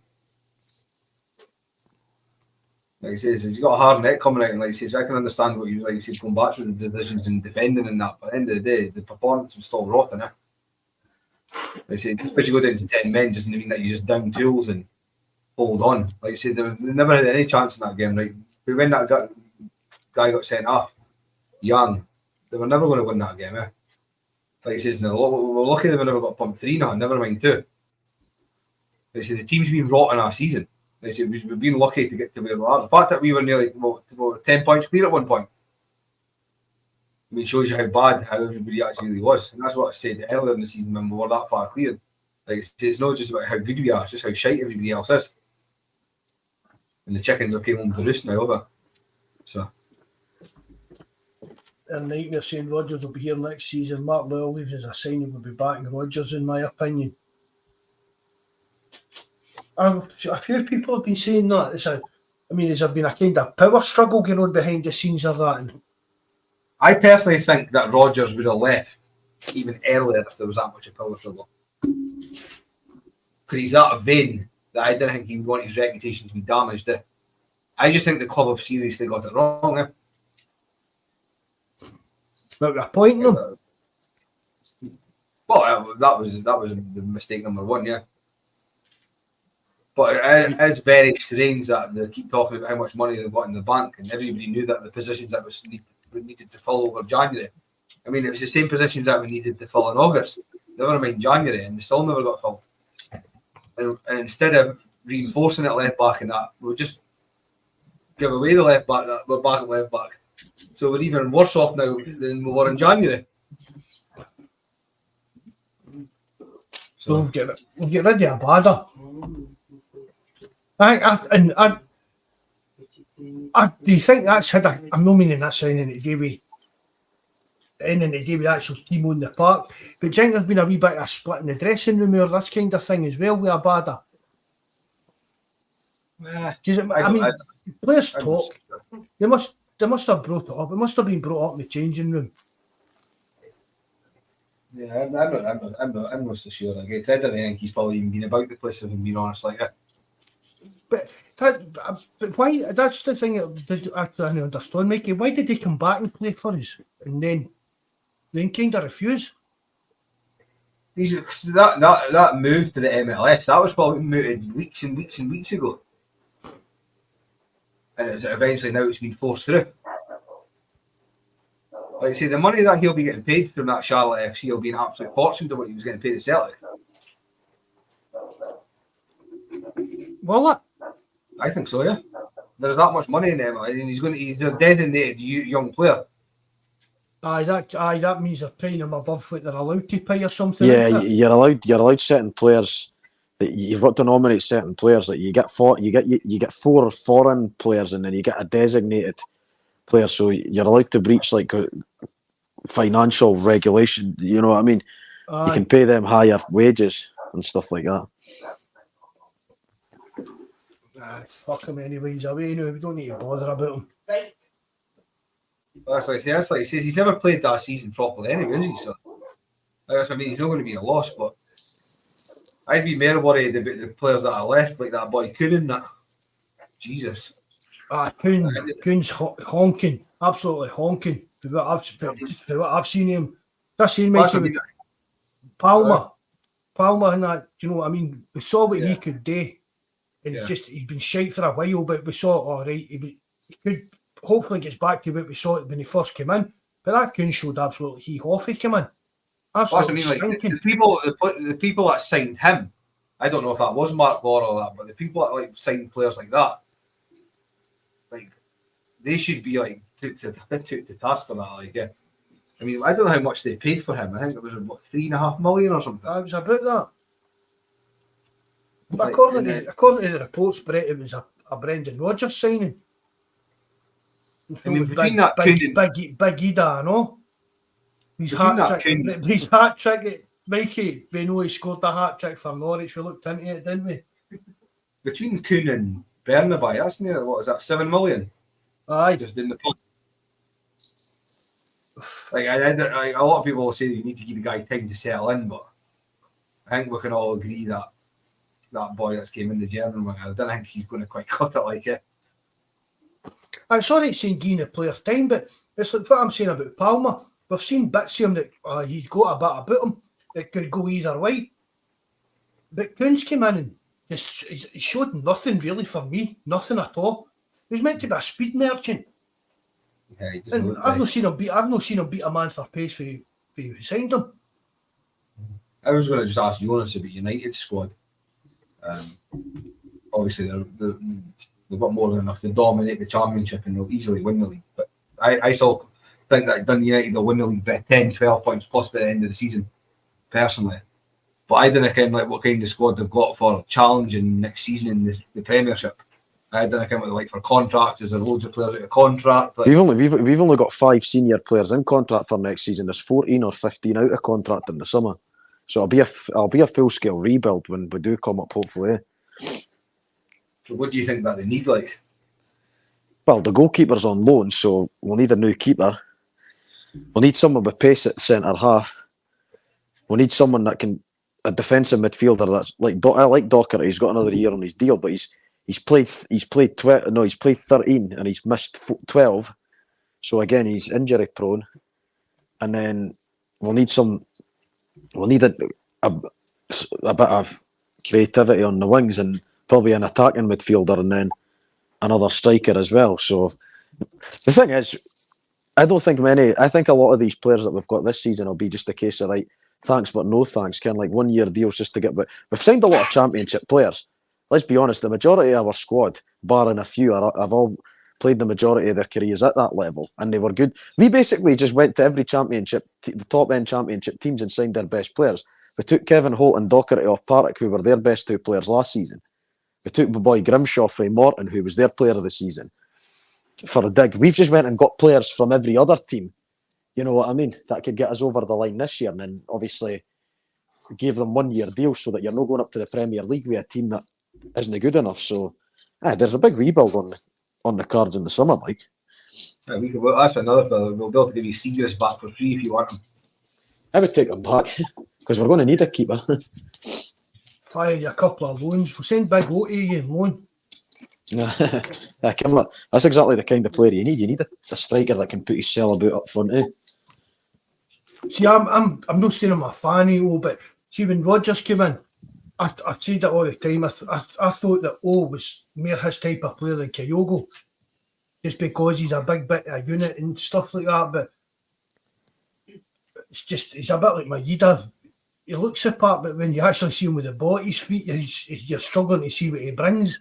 You know what I mean? I mean, Mike, you know, I was champion for Big O. I thought he had something about him, but he's another one that just seems to, I don't know, just a kind of scattergun approach to a lot of Celtic's recruitment. Really, it really is. Yeah, that's what I mean. He's only like they got lucky with Kyogo when they first signed him. Like Hatate, he was a lucky one, but Maeda again, he's no for me. Like, young still again. I'm not sure if he's going to cut it. Like, you can't get lucky with these. Like, I think Celtic got lucky with Hatate and Kyogo, and then they just went mad with the Asia market. Like, yeah. I think that's. I mean, Maeda, you can't fault him for his work effort. You can't. No. And tactically, you can see why Rodgers picks him, especially against the Huns, because he keeps having their pin back.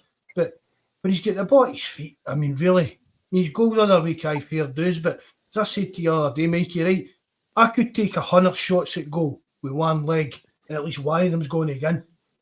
It's like the old saying, is it? You know what I mean? Even a broke clock's right twice a day. You know what I mean? So you kind of. The thing with that, Maeda, I've seen him score. I've seen that goal that he scored against Dundee. Great turn and composed finish. Scored one against Livingston earlier in the season where he cut in and curled it top corner. But I think when I watch him, right, it's like his brain works quicker than his feet. You know what I mean? He's trying to think about what he's going to do, but he sees end product, like sees crossing and everything. 9 times out of 10, he just hoofs it into the stand. Ken, you're like that.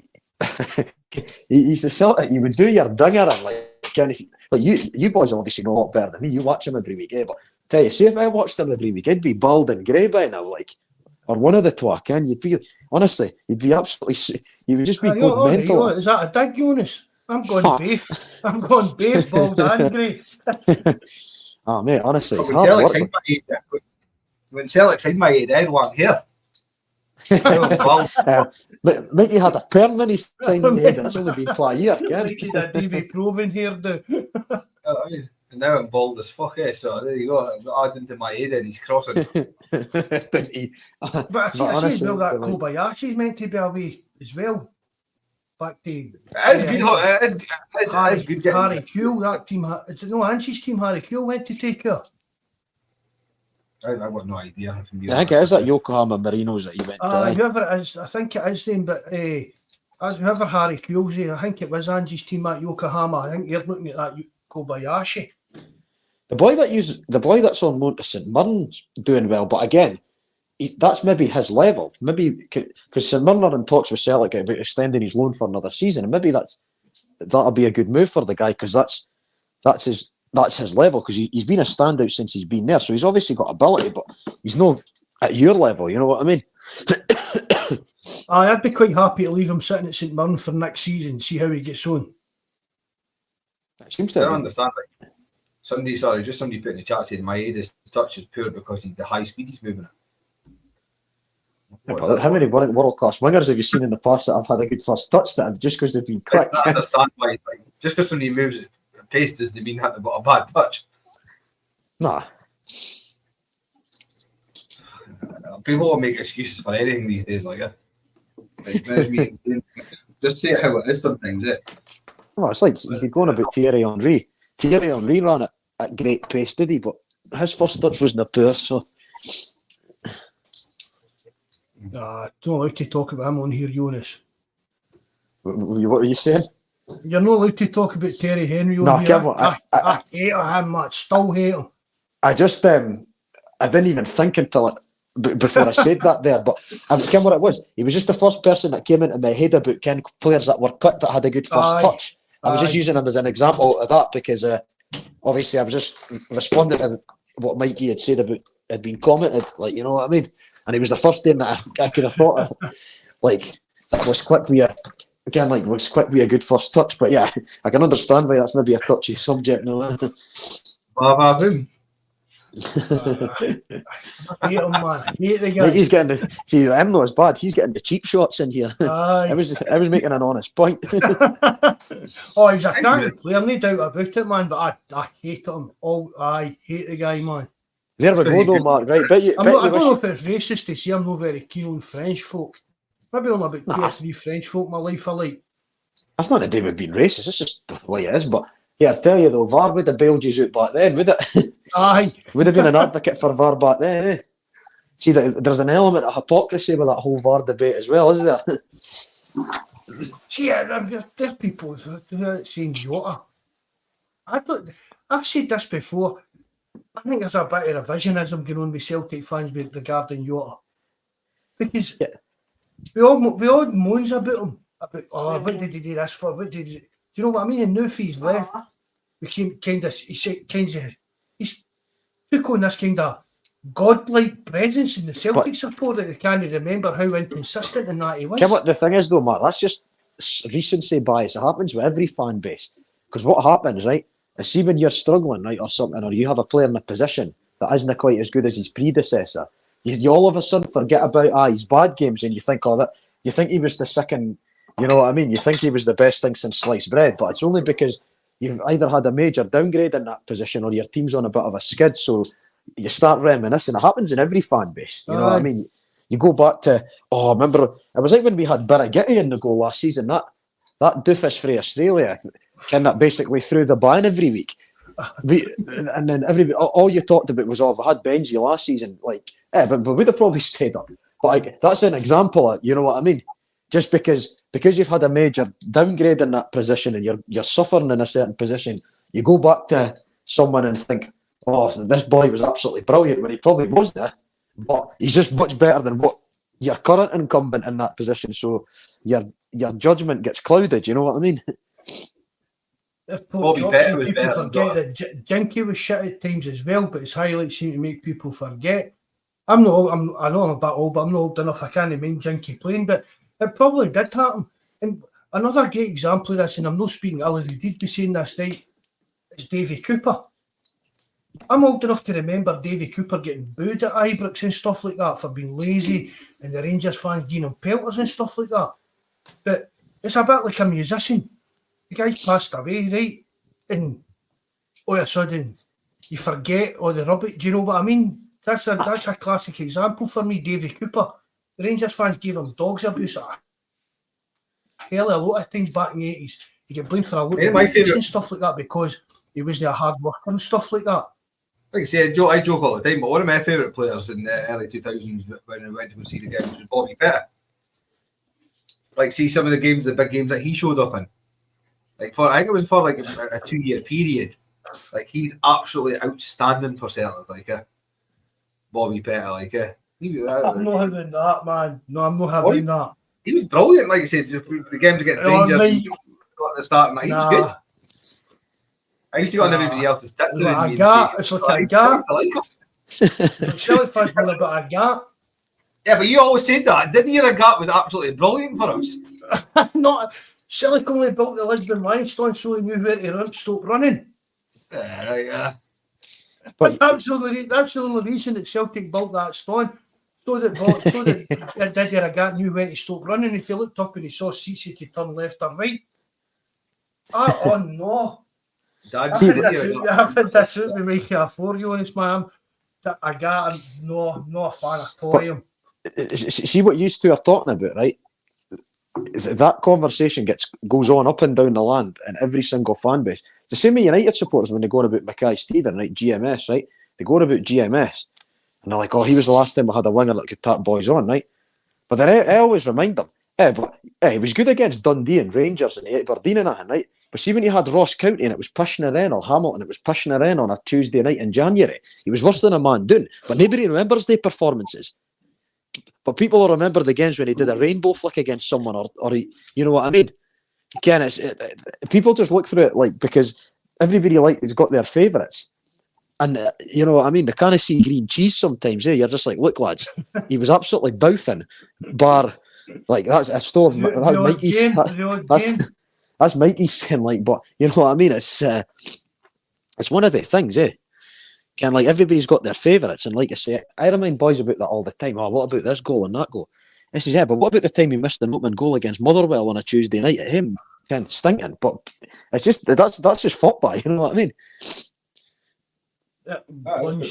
Pet and Blinker, Reggie Blinker. What about him, Mikey? Well, he's another top talent, like We swapped the Canio for. I mean, that's the way Jock Brown tried to spring that, wasn't it? We hadn't sold the Canio. We swapped him for Reggie Blinker. I think it was a fair deal. Aye, Reggie Blindfold. The thing is, like, see, before he came for Celtic, like, generally, he was actually well sought after, was he? Like, I obviously, like he says, when he came to Celtic, welcome what happened after he signed for Celtic. But, like, he certainly was, like, it wasn't like we signed him and he was meant to be, like, as bad as what he was. I think he was actually, like, sought after at one point. Have you actually looked at Celtic, Blinker, like, yeah? Well, if Sheffield Wednesday went to, they were in the Premier League at the time, right enough, weren't they? I mean, Sheffield Wednesday were in the Premier League. Sheffield Wednesday were in the league for quite a long time, actually, back then. I think they were one of the kind of founders here, but they know they were one of they were one of the teams. The first ones that were in the first Premier League. 1992, when it was formed with Sky Sports, put that together pretty much, It's mental to Blinker today. 3 caps for Holland. How many caps did Big Raphael Shite get for Brazil? That's what I mean. Like Reggie Blinker back in the 90s, he played for Feyenoord, over 240 games and 50 goals. But that's what I mean. Like, I agree. Like, I always say joking, like he says, he was absolutely honking at Celtic. But I'm saying, like, pre-Celtic, he was actually, like, sort of as a good player. Yeah, but that harks back to what you boys were talking about half an hour ago when you were like, just because it doesn't work out for you at one club doesn't mean you're no good. Like, look at how many times boys in England, big money signings didn't work out there, but they go to Spain, Italy, France, wherever, Holland, bang the goals in. But they get labelled a flop by the English media for the rest of their careers because they didn't cut it down there. That tells you the entitlement that they've got down there, that if you come to this league and you're garbage, then it just means that you're not a good football player. But you never see anybody say anything when an English player goes to another league and fails. They get welcomed back with open arms, and then they get all that, well, the style of play didn't suit me. Maybe the style of play didn't suit the boy that went to your league and didn't do so well. But maybe the German league suited him better, and that's why he's better down there. You know what I mean? It's not all about your league. Because even like there was like all that draft of young English players that went abroad when they were young, obviously, as I said there, but Jude Bellingham and stuff like that. Even then, they were like, but it's like that's the English news. All these young players are coming through and they're world class. And this is the English players are now moving abroad to take care of the rest of the European game. That's the way the English press try to move this when all these young players go there. But it's not any different. It's never going to harm. It's not any different. That's a prime example. What somebody said in the chat there, and it's perfect because I obviously know a wee bit about the guy. Mihailo Mudryk, that Chelsea signed. I liked him. He played against us. Every time he played against Celtic and against Scotland for the Ukraine, he was absolutely fucking brilliant. Other than that, I still remember his name to this day when Celtic played against Spartak Moscow back when Gordon Strachan went through on penalties. They had a winger, Vladimir Bistrov. He's one of the quickest players I've ever seen at Parkhead. Mudryk's the only player since that I would have said is as quick as him. He absolutely ripped Scotland to bits, Celtic to bits. And he's went to Chelsea. And I think it was about 3 or 4 weeks ago. This wee dick, I can't stand him, Jamie O'Hara, was on Sky Sports saying that with Mudryk, he's basically like a semi-professional. You wouldn't pay £6 for him or something. And that's what I mean. Like, they'll give people like that a voice on like national TV to say stuff like that about guys and everything. And you've got guys like I say that Jamie O'Hara, that's on that Talk Sport and everything, that absolute clown. You know what I mean? Yeah, but like that goes back to what I just said there about, I just didn't make it. And it's like, see this, all these English players, like what you said there, Mark, about Bellingham and all them, right? It's not any different to Lewis Ferguson going to Italy and becoming captain of Bologna after only playing for Aberdeen, and now he's captain of Bologna and they're pushing for the Champions League. Or Josh Doig, Hellas Verona and then Sassuolo, even Liam Henderson, like when he went to Italy. Like these boys have went abroad and done well, but because it's England, you didn't hear anything about it, though, eh? Fuck, that Jamie O'Hara's in that Big Brother. Is that how you're talking about him, Mike? Are you watching that big celebrity Big Brother? No, I know. I was saying that when somebody mentioned Mudryk, and he was on Sky Sports a few weeks ago, absolutely slaughtering that Mudryk, saying that they paid like 100 million or something for him or something. You're going to get like 10 quid for him now because he's that bad. Well, can we get him in loan? Can we get him in? Could think Chelsea would let us get him in loan next season? No, because that Pochettino that's in charge of Chelsea is an absolute donkey. And generally, another manager in the modern day era that's won absolutely nothing. I mentioned him earlier on, Mikey. We were talking he's won absolutely nothing his whole managerial career. But he's managed like Chelsea, he's managed PSG. Know what I mean? And he's brought into Chelsea, they've spent like billions of pounds. And I don't even know if they're even in the top half of the table.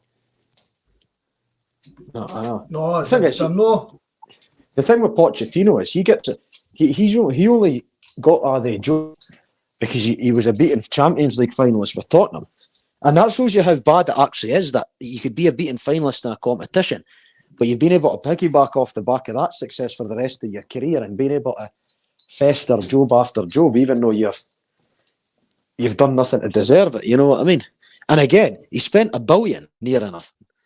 Well, not just him, but since that new owner coming at Chelsea, spent $1 billion, and you know what I mean. And they've been pumped at home for teams like Wolves and that. And that's no disrespect to Wolves because that Gary O'Neill's done a good job and they've got some good players. But if you're a £1 billion team, you shouldn't be getting robbed 4 on your own turf for Wolverhampton. You know what I mean? No.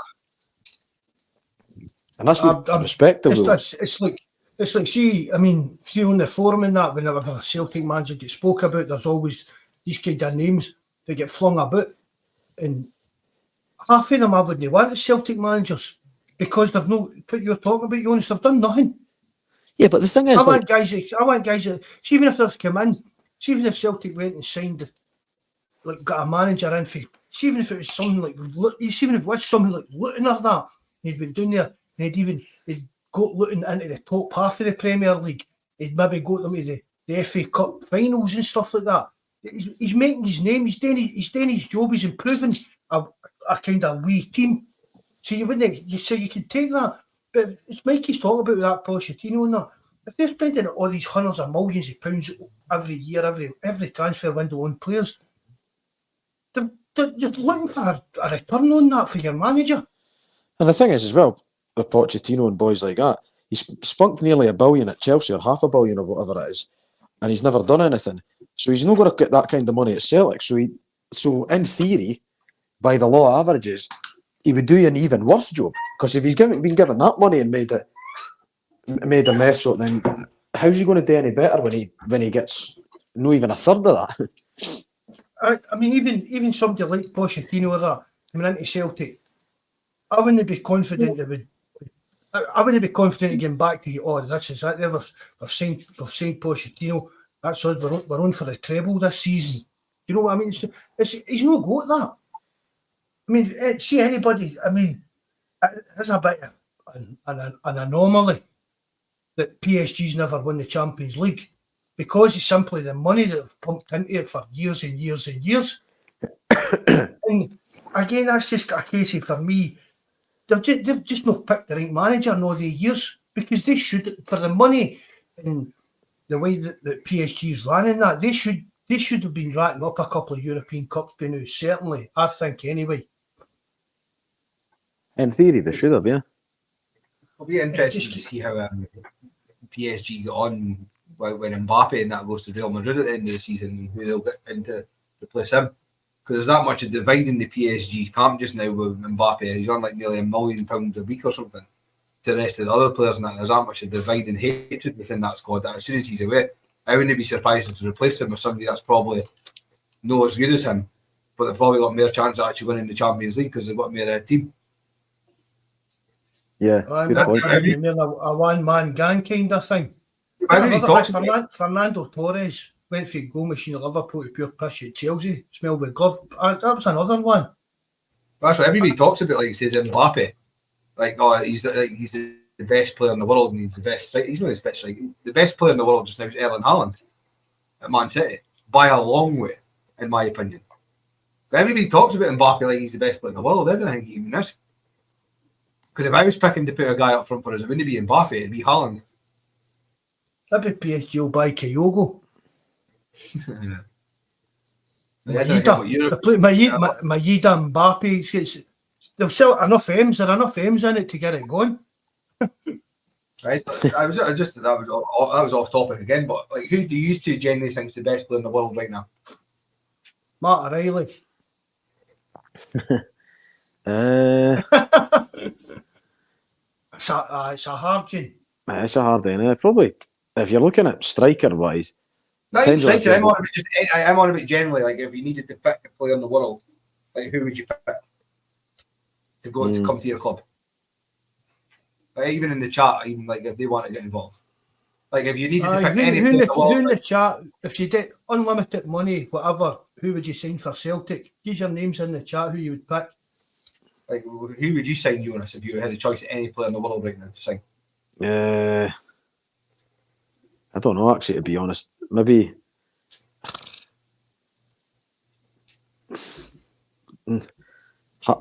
either, I don't know, Bellingham or Haaland, probably. Someone like that.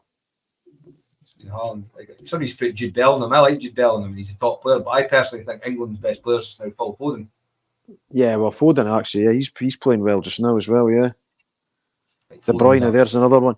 If I was going to pick a strike... He's a wee bit long in the tooth now, isn't he, De Bruyne? But I do like him, aye.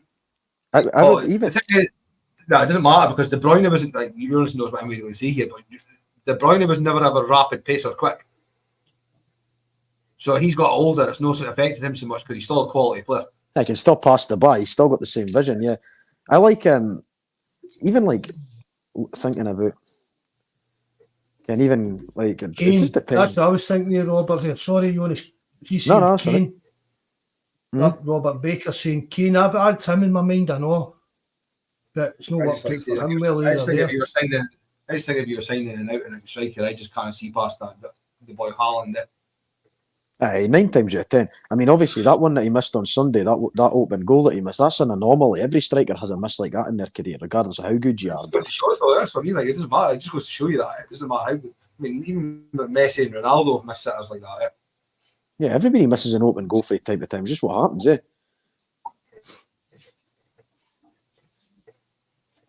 I'm just actually having a wee scoot about Google to see who's kind of rated as the best players in the world, kind of thing. Well, Declan Rice, he's at number 1. Be Mbappe and Haaland. Nah, Declan Rice is a good player for the position he plays, like. Kimmich, Pedri. I see it's a hard one because it's like, see, be honest, Mikey, I'd rather be signed a goalkeeper than a striker than do you know what I mean? That's what I mean as well. If you're looking at it with your club tinted specs, you're probably thinking about what position you need most at your team. You know what I mean? Like, it depends on, if you're just talking from a purely football fan perspective, then fair enough. But if you're talking about what position does your club most need someone in, then you could be swayed to someone a bit more unorthodox because you might, like you said, need a goalkeeper or a centre half or whatever it might be. But I mean, Haaland is definitely that striker in the world, isn't he? No, I don't think there's any doubt about that. It's a bit, it's his size, isn't it? I mean, he's an absolute monster. But be all right if Ronnie go him in, wouldn't it, Mikey? Well, what was mental? I was watching a podcast earlier that's got Gary Neville and Roy Keane on it. Ole Gunnar Solskjaer was on it. And when Ole Gunnar, they were talking about Haaland, and when Solskjaer was the manager at Molde, when Haaland was there, he phoned up Man United and spoke to Ferguson and the manager at the time and says, you really need to sign this guy, but he's that good. And I think it was 14 or 20 million euros at the time.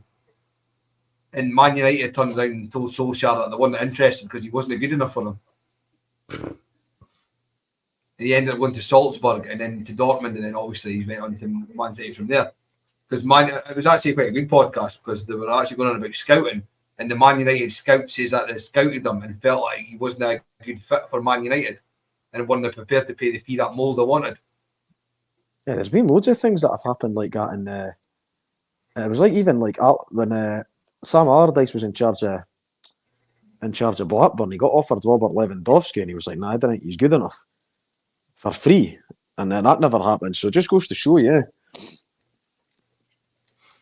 How people's opinions can actually come back and bite the clubs in their bum in the long run. No, there's been loads of instances. What Mikey said there about Haaland with Man United, I mean, that's just something that's come back and butt them in the Man United in the bum big time into it, and the guys can in here winning European Cups, winning Premier League titles, and totally won the Champions League, yeah, like you say, yeah. Is Mikey Johnson at West Brom playing tonight? I'm not so sure. I never really keep track. I don't know. Just a post went in and just came into the forum there for boy saying MJ. Yeah, he scored again, yeah. They're price tag 25 million. They're beating Queen's QPR 2-1. He scored. G Doc, he did. He tried to sign Haaland for Celtic and that Martin Odegaard. I don't think the thing for Haaland was a deal. I think it was a loan, was it? No. I think it was maybe a loan for Haaland, but he tried to sign Odegaard. And there's another one that's turned out to be a good player, Just again that. What? Average. No, but again, do you know what I mean? It's just no vision at Celtic. But Celtic were actually generally interested in Odegaard, but he went to Real Madrid instead. So, aye. I mean, but that's hindsight, though. Like, that's it. But see all this kind of stuff that we're talking about now, right? These players could have all turned out to be honking. You know what I mean? We're just saying that, oh yeah, it's a missed opportunity because of how they've become now. But it could easily went the other way, you know what I mean? So you're only having this conversation now in hindsight because you're sitting there watching how good they've become. But like what you were saying there, if it goes the other way, then we could be sitting talking about you could be playing for Northampton Town or something now. You know what I mean? It's just the way it works. Eh? I say it all the time, Jonas, about like Andy Robertson and players like that. Oh, Celtic mucked up letting him go. But if Celtic couldn't let him go, I don't think he'd have became the player that he was. Because they've been sitting there stagnating in the Celtic reserves or youth team or whatever you want to call it, and then eventually just moved on like 2 or 3 years later to go to like Queen's Park or Dundee United or whatever. And Aaron, like Hickey wouldn't be the player he was if he hadn't left Celtic to go and progress his career. Because I'm a great believer that you need to be out there and be playing games, Jonas, playing at a decent level. This Lowland League stuff's a nonsense to me. You need your young players to be out there playing at a decent level for them to progress and grow as a player. And that's the difference. If you're playing in the youth leagues and all that, you're never going to become a great player. So you get there, and although you're playing at a lower level in a lower league or whatever, you're still playing at a kind of tougher level. Does that make sense? You know what I mean? Yeah. Yeah, no, that's exactly it. It's just players, some moves don't work out, some moves do work out. But when it comes to young players, for me, they've got to be playing at a decent level to become the player that they're going to be. You can't, it's like, don't know how you feel about it. I'm on about it to Mikey, I'm on about it on the podcast all the time, about this Lowland League stuff and that. Young Celtic players aren't going to become good enough to play for the Celtic first team, playing against these kind of part-time guys doing in this Lowland League. We need to get a decent level, a reserve league back where it's a mixture of players coming back for injury, young players learning their trade and that, and get back. And I know it's a bit old-fashioned, but we produced a hell of a lot more better players than we did under the old kind of reserve league format than we ever have to be scrapped at. Yeah, that was a daft decision getting rid of that reserve league. Because what I also did was when you had boys out injured and stuff, it gave them minutes at a decent level to get them back ready for putting them back into your first team. You know what I mean? I mean, the Lowlands, I don't know. I can't get my head around why Celtic keep persisting putting their B teams into this Lowland League. Even when you look at the young players we've lost because of that, because there's no pathway into the Celtic first team. Do you know what I mean? See any Celtic youth player now. See Dundee United, right? Dundee United phoned up the young players' agent and said, right, your chances are we're coming up next season, blah, blah, blah. What kind of money's your boy on? Can we maybe get a deal? The manager fancies and whatever. See if I was that young player, I would probably rather go out and play week in, week out for Dundee United than just sit there in Celtic reserve playing against fucking Fords and mechanics and stuff like whatever you want to call it. Do you know what I mean? You're not learning anything. You're playing against part-time players that are kicking you off the park and booting you up and down. And you're not going to become a better player playing at that Lowland League or Highland League level. Nah. I would rather... We put a lot of our young players out to like League 1 and League 2 teams in like Edinburgh City and Forfar and Peterhead. I'd rather they were playing at that level because that's still a better level than that, you know what I mean? Yep, definitely, Jonas. I need to shit off just the fun, so. I'll be winding up anyway, Mike, you no bother, bud. But it was a good podcast, and I hope that the chat enjoyed it. All right. Right, cheers, mate. Catch you later on, bud. See you, mate. Yeah. We only usually do about 2 hours, 20 minutes nearly. Yeah, but that was shite again. Nah, but Kim, what I was going to say to you though, mate, that's what we were talking about when me and you first before we jumped on, right? That's what you want. You just want. This is like we've covered the stuff that we were going to speak about, and then we've ended just talking about different football subjects. But it's been good to speak about different things. You know what I mean? It doesn't always need to be dead regimented, like having a bullet pointed list and saying, right, we've got to cover this topic. That you know what I mean? Just blethering, that's what it is. You know, I've said it all the time on here. Do you know what I mean? All the lads, just like sitting in a pub with your mates, is it? Come on, I mean? That's how I like to get the boys for the live chat and that, talking to them and get their I've been reading the chat, like, you know what I mean? Because I don't have a computer or anything or a laptop, so I do everything on the phone.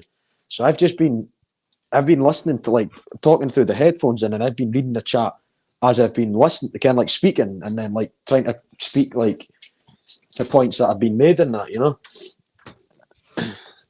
Right, well, I've enjoyed that the night as well. It's good to catch up with you, Jonas. You know what I mean? We've only just blown you out because your team's shite. You get relegated in that. Again, being jettisoned. I've only had 2 appearances this week because my team's in the Funders League and nobody wants to hear from us. And obviously, well, you going to Germany for the Euros? Aye, gonna try. Aye, so we'll have you on before the end of the season again. Aye, like I say, we'll get you on for stuff in that. There's still about 9 games to go, so I'll come on at the end of the season, do an end of season review, and then we can do a preview for the Euros coming up and do some Euro themed stuff and that in the lead up to that in the summer as well. Keeps everybody going, and we'll get some. Even after that, we'll get some pre-season stuff and that talked about, and Ken, we'll just, you know what I mean. Aye. Right, but I'll wind that up. Right, thanks very much again, Jonas and Mikey, for coming on. I know it's a bit different to what we usually do, just Celtic supporters going on and on, but Jonas is a good guy, man. He's bang on. I hope his live chat enjoyed it. We'll be back on Sunday night. I think we'll be back once we get into the next stage of winning the double this season, hopefully. But again, I hope you all enjoyed it, lads. And hail, good night, God bless. And remember, hit the like button. And if you know how, please leave a comment because it helps us boost up the algorithm. Right, good night, lads. God Cheers bless. for having us on. Speak to you again soon. Cheers, guys. Sorry.